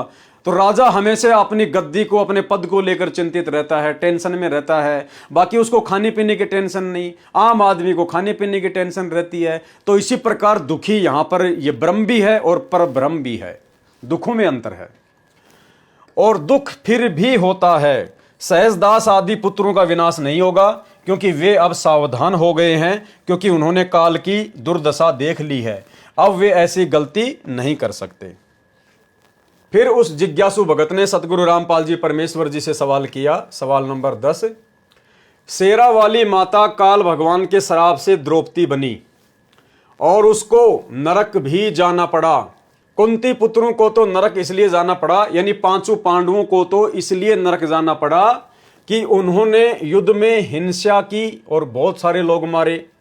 लेकिन कुंती और द्रौपदी को क्यों नरक जाना पड़ा? और युधिष्ठिर जी ने उन सबको अपने अपने हिस्से का स्वर्ग दिया, और ये लोग स्वर्ग भोग कर फिर नरक जाएंगे। ये नरक की अवधि क्या है? एक कल्प या उससे थोड़ी कम या ज्यादा होती है। द्रौपदी जी शेरा वाली माता है। पृथ्वी पर जब लोग माता का जागरण करते हैं तो अक्सर माता लोगों में आती है। जब द्रौपदी जी को पुनः यदि नरक जाना पड़ेगा तो भी शेरा वाली माता जागरण में आएगी या नहीं आएगी? तो उत्तर दिया गुरुदेव भगवान ने। वैसे ये फालतू के सवाल हैं, लेकिन परमात्मा फिर भी, क्योंकि दुनिया फालतू के सवाल ज्यादा करती है हम भक्तों से, इसलिए परमात्मा कहते हैं उनको किस प्रकार से जवाब देना है। एक ऐसी सिद्धि होती है जिससे कई रूप बनाए जा सकते हैं, लेकिन उसका विशेष संबंध मुख्य आत्मा से ही रहता है। जैसे किसी प्राणी के सैकड़ों हाथ पैर हों और उनके किसी पैर को चोट लग जाए तो उसकी भी पीड़ा होती है। ऐसे ही शेरा वाली मुख्य रूप में अपने लोक में रहती है। जो दुर्गा है वो मुख्य रूप से तो अपने लोक में रहती है, और उसी का अंश सिद्धि से द्रौपदी रूप में प्रकट हुआ था। राज्य के बंटवारे के दौरान युद्ध करवाने में द्रौपदी का विशेष रोल अर्थात सहयोग था। यानी जो उसने सवाल किया ना कि कुंती और जो द्रौपदी थी उनको नरक क्यों जाना पड़ा, तो परमात्मा कहते महाभारत का युद्ध करवाने में द्रौपदी का विशेष तौर पर हाथ था। वो बार बार अपने पतियों को, पांचों पांडवों को जोश दिलाया करती थी कि दुशासन ने और दुर्योधन ने जिस प्रकार से मेरी बेइज्जती की चीर हरण करके, तुम उसका बदला लो, बदला लो, इसलिए उसको नरक भोगना पड़ा। और जो पांडवों की माता थी कुंती, उसको इसलिए नरक भोगना पड़ा क्योंकि वो भी पांचों पांडवों को, अपने पुत्रों को अपना अधिकार लेने के लिए प्रेरणा किया करती थी, युद्ध के लिए उनको प्रेरित किया करती थी। राज्य के बंटवारे के दौरान युद्ध करवाने में द्रौपदी का विशेष सहयोग था। वह बार बार कहती थी कि जब मेरा चीर हरण करने की कोशिश की थी तो उसका बदला लो। कुंती भी ऐसे ही पुत्रों को प्रेरणा किया करती थी कि अपना हिस्सा अवश्य लिया जाए, जो अनर्थ का कारण बना। बाद में करोड़ों बहनों के विधवा व करोड़ों बच्चों के अनाथ होने की बद्दुआएं उस सारे ही परिवार को, जिन्होंने बाद में राज्य का सुख भोगा, उनको भोगनी पड़ी। उसका परिणाम इन दोनों कुंती तथा द्रौपदी को भी नरक का दुख भोगने का कारण बना। जागरण के दौरान कोई माता जागरण में नहीं आती, क्योंकि वह उनकी अविद्यापूर्वक पूजा है, और जागरण के दौरान प्रेत आत्माएं किसी के शरीर में प्रवेश करके बोलती हैं कि मैं माता आ गई हूं। फिर 11 नंबर सवाल किया उस जिज्ञासु भगत ने सतगुरु रामपाल जी परमेश्वर जी से। काली माता की एक तस्वीर में मैंने देखा कि उनकी काफी भुजाएं हैं, और बचपन में एक और तस्वीर देखी थी जिसमें शायद, जैसा मुझे याद आता है, कि काली माता ने शिवजी भगवान पर पैर रखा हुआ था। काली माता कौन है? यानी बच्चों जैसे सवाल वो कर रहा है सतगुरु रामपाल जी परमेश्वर जी से। अब आप और हमें तो ये बच्चों जैसे सवाल लगेंगे, क्योंकि परमेश्वर ने हमें तत्व ज्ञान की ऊंचाइयों पर बैठा दिया है। लेकिन फिर भी परमात्मा, क्योंकि सभी मालिक की आत्मा है और वो जिज्ञासु भगत था, इसलिए परमात्मा उसका समाधान कर रहे हैं। ये काली माता भी इसी शेरा वाली का अंश है। जो काली माता है, जो नवरात्रि किए जाते हैं ना, कि दुर्गा के 9 रूपों की पूजा की जाती है, तो परमात्मा कहते हैं ये सब उसी की आत्माएं हैं, उसी का अंश है, दुर्गा का ही अंश है, वो दुर्गा नहीं है। प्रश्न 12, लोगों की इच्छाएं वैष्णव माता पूरी करती है, लेकिन आपने कहा कि वो केवल स्मृति के लिए बनाई गई जगह है। सवालकर्ता कह रहा है कि बहुत सारे लोगों की इच्छा तो वैष्णो माता के धाम पर लोग जाते हैं, तो वैष्णो माता लोगों की इच्छाएं पूरी करती है, और आप कह रहे हो कि वो तो खाली एक यादगार बनी हुई है, वो कोई इच्छा विच्छा पूरी नहीं करती है। तो गुरुदेव क्या कह रहे हैं? उत्तर, जैसे वैष्णो माता का एक स्मारक बना हुआ है, यानी एक यादगार बनी हुई है, वहां पर केवल उनका धड़ पड़ा था। अब जैसे कोई वैद्य शरीर छोड़ जाए और उसके शरीर पर यादगार बना दें और मूर्ति भी रख दें तो वह मूर्ति वैद्य का काम नहीं कर सकती। अब आप स्वयं सोचें। फिर उसने आगे सवाल किया 13 नंबर, मेरी मौसी जी का परिवार कबीर साहिब और गरीबदास में काफ़ी श्रद्धा रखता है। वो लोग छुड़ानी साहिब भी जाते हैं। मेरी मौसी जी की छोटी बेटी ने बताया कि गरीबदास जी ने कहा था कि जो मेरे शिष्य हैं वो छुड़ानी साहिब अवश्य आवें, यानी छुड़ानी धाम में अवश्य आएं। जो छुड़ानी साहिब जाएगा उसका सीधा स्वर्गों में वास होगा। इस प्रकार उन्होंने मुझे बताया था। लेकिन उसके बाद जब मैंने आपसे नाम उपदेश लेने के नियम पढ़े तो मुझे शंका हो गई। इसका यदि प्रमाण नहीं है तो मुझे ये बताओ कि कहीं गरीबदास जी इसे लिखना भूल गए हों, केवल वाणी से ही कह गए हों। कृपया ये शंका दूर करें। कहीं ऐसा न हो कि सही नाम लेकर केवल इसलिए मुक्त न हो कि छुड़ानी साहिब नहीं गए। तो गुरुदेव ने क्या उत्तर दिया, ये धारणा अज्ञानी लोगों द्वारा पैदा की जाती है कि किसी स्थान या धाम से ही मुक्ति होती है। ऐसा ही काशी में उन स्वार्थी संतों, गुरुओं, महंतों ने गलत धारणा पैदा कर रखी थी कि जो काशी में मरता है वह स्वर्ग जाता है और जो मगर में मरता है वो गधा बनता है। परमात्मा कह रही है धाम वाम पर जाना, किसी आश्रम में जाना कि उस आश्रम में जाओगे तो ही मुक्ति होगी, तो ही परमात्मा प्रसन्न होंगे। कहते हैं ये तो मूर्ख लोगों की अपनी अपनी सोच है, धर्म को धंधा बना के जो बैठे हुए हैं। ऐसा भक्ति मार्ग में कुछ नहीं है। जो भक्ति आपको गुरुदेव से प्राप्त हो गई, मर्यादा में रहकर कहीं बैठ के कर लो। मर्यादा में रहोगे, गुरु को भगवान मानोगे, ज्ञान को आधार बनाओगे तो मुक्ति होगी। काशी के अंदर पाखंडियों ने एक भ्रमणा फैला रखी थी कि जो अंत समय में काशी में प्राण त्यागता है वह स्वर्ग जाता है और जो मगहर में मरता है वह गधा बनता है, क्योंकि मगहर की धरती पवित्र नहीं है। उस पृथ्वी को भगवान शिव ने श्राप दे रखा है। एक आमी नाम की नदी बहा करती थी, वह भी भगवान शिव ने अपने श्राप से सुखा दी। सभी अपने अपने बुजुर्ग लोगों को लेकर काशी में अपने अपने पुरोहितों यानी पंडितों के घर छोड़ने लगे कि इनका अंत समय आ रहा है, पिताजी को अब कुछ समय हम यहाँ पर रखेंगे। पाखंडियों ने प्रत्येक व्यक्ति की फीस कुछ रुपए प्रति महीना रख दी।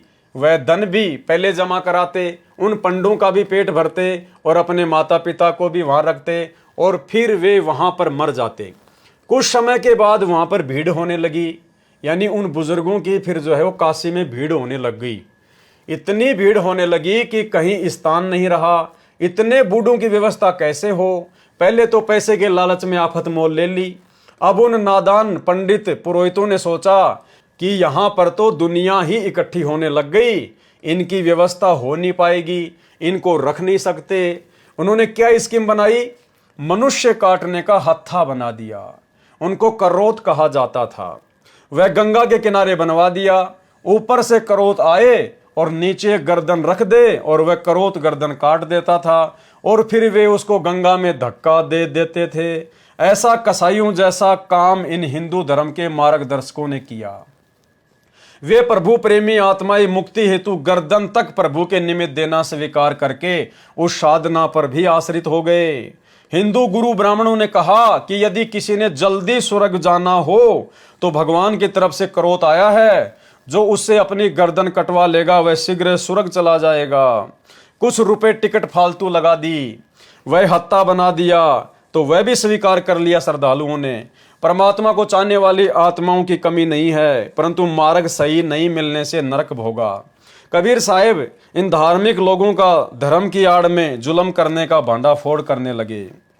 उसके बाद इस भ्रम को तोड़ने के लिए कि जो मगहर में मरता है वह गधा बनता है और काशी में मरने वाला स्वर्ग जाता है, बंदी छोड़ कहते हैं कि सही विधि से भक्ति करने वाला प्राणी चाहे वह कहीं पर भी प्राण त्याग दे, वह अपने सही स्थान पर ही जाएगा। उन नादानों का भ्रम निवारण करने के लिए कबीर साहिब ने कहा कि मैं मगर में मरूंगा और सभी ज्योतिषी वाले देख लेना कि मैं कहाँ जाऊंगा, नरक में जाऊंगा या स्वर्ग से भी ऊपर शतलोक में जाऊंगा। कबीर साहिब जी ने काशी से मगर के लिए प्रस्थान किया। बीर सिंह बघेला और बिजली खान पठान ये दोनों ही सतगुरु के शिष्य थे। बीर सिंह ने अपनी सेना साथ में ले ली कि कबीर साहिब वहां पर अपना शरीर छोड़ेंगे, इस शरीर को लेकर हम काशी में हिंदू रीति से अंतिम संस्कार करेंगे। यदि मुसलमान नहीं मानेंगे तो लड़ाई करके शव को लाएंगे। सेना भी साथ ले ली। अब इतनी बुद्धि है हमारी, हर रोज शिक्षा दिया करते थे कि हिंदू मुसलमान दो नहीं हैं। अंत में फिर वही बुद्धि। उधर से बिजली खान पठान को पता चला कि कबीर साहब यहाँ पर आ रहे हैं मगर में। बिजली खान पठान ने सतगुरु तथा सर्व आने वाले भक्तों तथा दर्शकों की खाने तथा पीने की सारी व्यवस्था की और कहा कि सेना तुम भी तैयार कर लो, हम अपने पीर कबीर साहब का यहाँ पर मुसलमान विधि से अंतिम संस्कार करेंगे। कबीर साहब के मगर पहुंचने के बाद बिजली खान ने कहा कि महाराज जी स्नान करो। कबीर साहब ने कहा कि बहते पानी में स्नान करूंगा। बिजली खान ने कहा कि सतगुरुदेव यहाँ पर साथ में एक आमी नदी है, वह भगवान शिव के शराब से सूखी पड़ी है, उसमें पानी नहीं है। जैसी व्यवस्था दास से हो पाई है पानी का प्रबंध करवाया है, लेकिन संगत बहुत ज्यादा आ गई है, नहाने की तो बात नहीं बन पाएगी। संगत की नहाने की तो बात नहीं बन पाएगी। पीने का पानी पर्याप्त मात्रा में बाहर से मंगवा रखा है। कबीर साहब ने कहा कि वह नदी देखे कहां पर है। उस नदी पर जाकर साहब ने हाथ से ऐसा इशारा किया जैसे यातायात यानी ट्रैफिक का सिपाही रुकी हुई गाड़ियों को जाने का संकेत करता है। वह आमी नदी पूरी भरकर चल पड़ी। बोलो सतगुरुदेव भगवान की जय। सत साहिब, ये आमी नदी वहां पर अभी भी विद्यमान है। सब ने जय जयकार की। साहिब ने कहा कि एक चद्दर नीचे बिछाओ और एक मैं ऊपर ओढ़ूंगा, क्योंकि वे तो जानी जान थे। कहने लगे कि ये सेना कैसे ला रखी है तुमने। अब बिजली खान पठान और वीर सिंह बघेला आमने सामने खड़े हैं। उन्होंने तो मुंह लटका लिया और बोले नहीं। वे दूसरे हिंदू और मुसलमान बिना नाम वाले बोले कि जी हम आपका अंतिम संस्कार अपनी विधि से करेंगे। दूसरे कहते हैं कि हम अपनी विधि से करेंगे। चढ़ा ली बाहें, उठा लिए हथियार तथा कहने लगे कि आ जाओ। कबीर साहिब ने कहा कि नादानो, क्या मैंने यही शिक्षा दी थी 120 वर्ष तक? इस मिट्टी का तुम क्या करोगे? चाहे फूंक दो या गाड़ दो, इससे क्या मिलेगा? तुमने क्या शिक्षा ली मेरे से? सुन लो, यदि झगड़ा कर लिया तो मेरे से बुरा नहीं होगा। वे जानते थे कि ये कबीर साहिब परम शक्ति युक्त है, यदि कुछ कह दिया तो बात बिगड़ जाएगी। शांत हो गए, पर मन में यही था कि शरीर छोड़ने दो, हमने तो वही करना है। वे तो जानी जान थे। कौन? कबीर परमात्मा। उस दिन गृह युद्ध शुरू हो जाता, सत्यानाश हो जाता। कबीर साहिब अपनी कृपया न बख्शते तो कबीर साहिब ने कहा कि एक काम कर लेना, तुम मेरे शरीर को आधा आधा काट लेना, परंतु लड़ना मत। ये मेरा अंतिम आदेश सुन लो और सुनो, इसमें जो वस्तु मिले उसको आधा आधा कर लेना। महीना माघ शुक्ल पक्ष तिथि एकादशी विक्रमी संवत 1575 1575 सन 1518 को कबीर साहिब ने एक चद्दर नीचे बिछाई और एक ऊपर ओढ़ ली। कुछ फूल कबीर साहिब के नीचे वाली चद्दर पर 2-2 इंच मोटाई में बिछा दिए। थोड़ी सी देर में आकाशवाणी हुई कि मैं तो जा रहा हूं सतलोक में, स्वर्ग से भी ऊपर। देख लो चद्दर उठाकर, इसमें कोई शव नहीं है। जो वस्तु है वे आधी आधी बांट लेना, परंतु लड़ना नहीं। जब चद्दर उठाई तो सुगंधित फूलों का ढेर शव के समान ऊंचा मिला। वीर देव सिंह बघेला और बिजली खान पठान एक दूसरे के सीने से लगकर ऐसे रोने लगे जैसे कि बच्चों की मां मर जाती है। फिर तो वहां पर रोना धोना शुरू हो गया। हिंदू और मुसलमानों का प्यार सदा के लिए अटूट बन गया। एक दूसरे को सीने से लगाकर हिंदू और मुसलमान रो रहे हैं। कहने लगे कि हम समझे नहीं, ये तो वास्तव में अल्लाह आए हुए थे। भाइयों और बहनों, देखो आज कितनी बड़ी दया बख्श दी कबीर परमात्मा सतगुरु रामपाल जी भगवान ने। अगर आज सतगुरु रामपाल जी भगवान अपने तत्व ज्ञान की विशेष रजा, विशेष दया, साध संगति से जोड़कर हम सत्सेवकों के ऊपर ना बगसते, तो भाइयों और बहनों, संगत में 2 भाग तो हो ही चुके हैं। संत रामपाल जी की संगत में 2 पार्ट तो हो ही चुके हैं, एक तो साध संगति और एक सतलोक आश्रम मैनेजमेंट हरियाणा। और इन लोगों ने हमारे साथ में लड़ाई झगड़ा करने में, मारपीट करने में, साध संगतियों में आकर उपद्रव मचाने में, पुलिस प्रशासन को लेकर भक्तों के साथ मारपीट करने में, मुकदमेबाजी करने में, गाली गलौज करने में, धक्का मुक्की करने में, गुरुदेव के परिवार वालों ने, इन कोऑर्डिनेटरों ने और इनके पीछे लगी हुई नादान संगत ने कोई कमी नहीं छोड़ी, कोई कसर नहीं छोड़ी। लेकिन हम भगत भाई बहनों ने सतगुरु के आशीर्वाद से हमेशा शांति का परिचय दिया।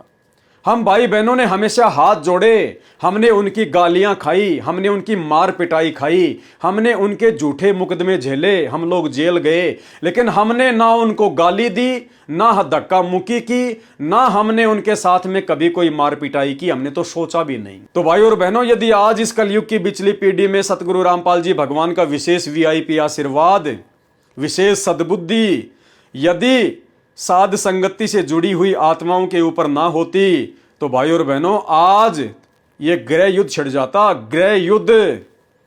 क्योंकि साध संगति में भी आत्माओं की कोई कमी नहीं है, क्योंकि साध संगति में बहती हुई नदी की तरह सतलोक आश्रमों से टूट टूट कर आत्माएं आने लग गई थी। ये देखते हुए डर कर इन सतलोक आश्रम वालों ने फिर साध संगतियों में आकर लड़ाई झगड़े करना शुरू कर दिया, मार पिटाई करनी शुरू कर दी। लेकिन हम लोगों ने अपने गुरुदेव के ज्ञान को आधार बनाकर फिर जगह जगह साध संगतियां करना बंद कर दी और परमेश्वर के आशीर्वाद से लाइव आने लग गए, लाइव साध संगतियां शुरू कर दी। अगर भाई और बहनों हम भी अगर इनकी तरह से अगर जानवर बन जाते, गुरुदेव के बेटा बेटी भाई बंधु रिश्तेदार इन कोऑर्डिनेटर और इनके पीछे लगी हुई 90% नादान संगत की तरह यदि हम सत्सेवक भी जानवर बन जाते, ईंट का जवाब पत्थर से देते, तो भाई और बहनों गृह युद्ध छिड़ जाता, हजारों भक्तों की अकाल मृत्यु हो जाती, लड़ झगड़ के मर कट के अब तक। तो ये गुरुदेव भगवान ने आप और हमारे ऊपर विशेष रजा बख्शी, जो रजा ना तो सतलोक आश्रम वालों के ऊपर है और जो रजा 650 साल पहले ना वीर सिंह बघेल के ऊपर थी और ना बिजली खान पठान के ऊपर थी। दोनों आपस में मरने मारने को तैयार थे। कहने लगे कि हम समझे नहीं, ये तो वास्तव में अल्लाह आए हुए थे और ऊपर आकाश में प्रकाश का गोला जा रहा था। तो वहां मगर में दोनों धर्मों हिंदुओं तथा मुसलमानों ने एक एक चद्दर तथा आधे आधे सुगंधित फूल लेकर 100 फुट के अंतर पर एक एक यादगार भिन्न भिन्न बनाई, जो आज भी विद्यमान है। तथा कुछ फूल लाकर काशी में जहां कबीर साहिब एक चबूतरे पर बैठकर सत्संग किया करते थे, वहां काशी चौरा नाम से यादगार बनाई। अब वहां पर बहुत बड़ा आश्रम बना हुआ है। मगर में दोनों यादगारों के बीच में एक सांझला द्वार भी है, यानी गेट भी है। आपस में कोई भेदभाव नहीं है। हिंदू और मुसलमान ऐसे रहते हैं जैसे माँ जाए भाई बहन रहा करते हैं। उनसे हमने बात की थी, यानी गुरुदेव भगवान कहते हैं जब मैं कुछ अपने भक्तों को लेकर वहां गया था, उनको दिखाने के लिए, भक्तों को विश्वास दिलाने के लिए, तो ये सब कुछ देखकर फिर हमने उनसे कुछ बात भी की थी। तो उन्होंने कहा कि हमारी आज तक धर्म के नाम पर कोई लड़ाई नहीं हुई। वैसे कहा सुनी तो घर के घर में हो ही जाती है, फिर भी हमारी आपस में धर्म के नाम पर लड़ाई नहीं होती। बिजली खान पठान ने दोनों यादगारों के नाम 500 बीघा जमीन दी, जिसमें हिंदू तथा मुसलमान अपने अपने प्रबंधक कमेटी बनाकर व्यवस्थित किए हैं। ये दास संत रामपाल दास सैकड़ों सेवकों सहित 3 बार इस ऐतिहासिक धार्मिक स्थल को देखकर आ चुका है। वहां जाकर ऐसा लगता है जैसे हमने सच्चाई का खजाना प्राप्त हो गया हो। बोलो सतगुरुदेव जी की जय, सत्य साहेब। तो भाई और बहनों, आज का ये लाइव वीडियो जो कि पवित्र पुस्तक भक्ति और भगवान के ऊपर चल रहा है, आज के इस वीडियो में केवल हम इतना ही रखेंगे और कल परमेश्वर की दया से कुछ 10-15 शंकाएं उस भगत की ओर हैं जिसने सतगुरु रामपाल जी परमेश्वर जी से प्रसन्न किए थे और गुरुदेव भगवान ने उनके उत्तर दिए थे। तो कल रात्रि 9 बजे सभी भाई बहन लाइव जुड़िए और आगे की वीडियो में क्या सवाल हैं, किस प्रकार से गुरुदेव भगवान ने उनका जवाब दिया है, उसके ऊपर हम कल 15वें नंबर के वीडियो में बहुत कुछ जानेंगे, समझेंगे, सीखेंगे। तब तक गुरुदेव भगवान हम सभी को इजाज़त दे, आशीर्वाद दे। बंदी छोड़ सतगुरु रामपाल जी भगवान की जय हो। बंदी छोड़।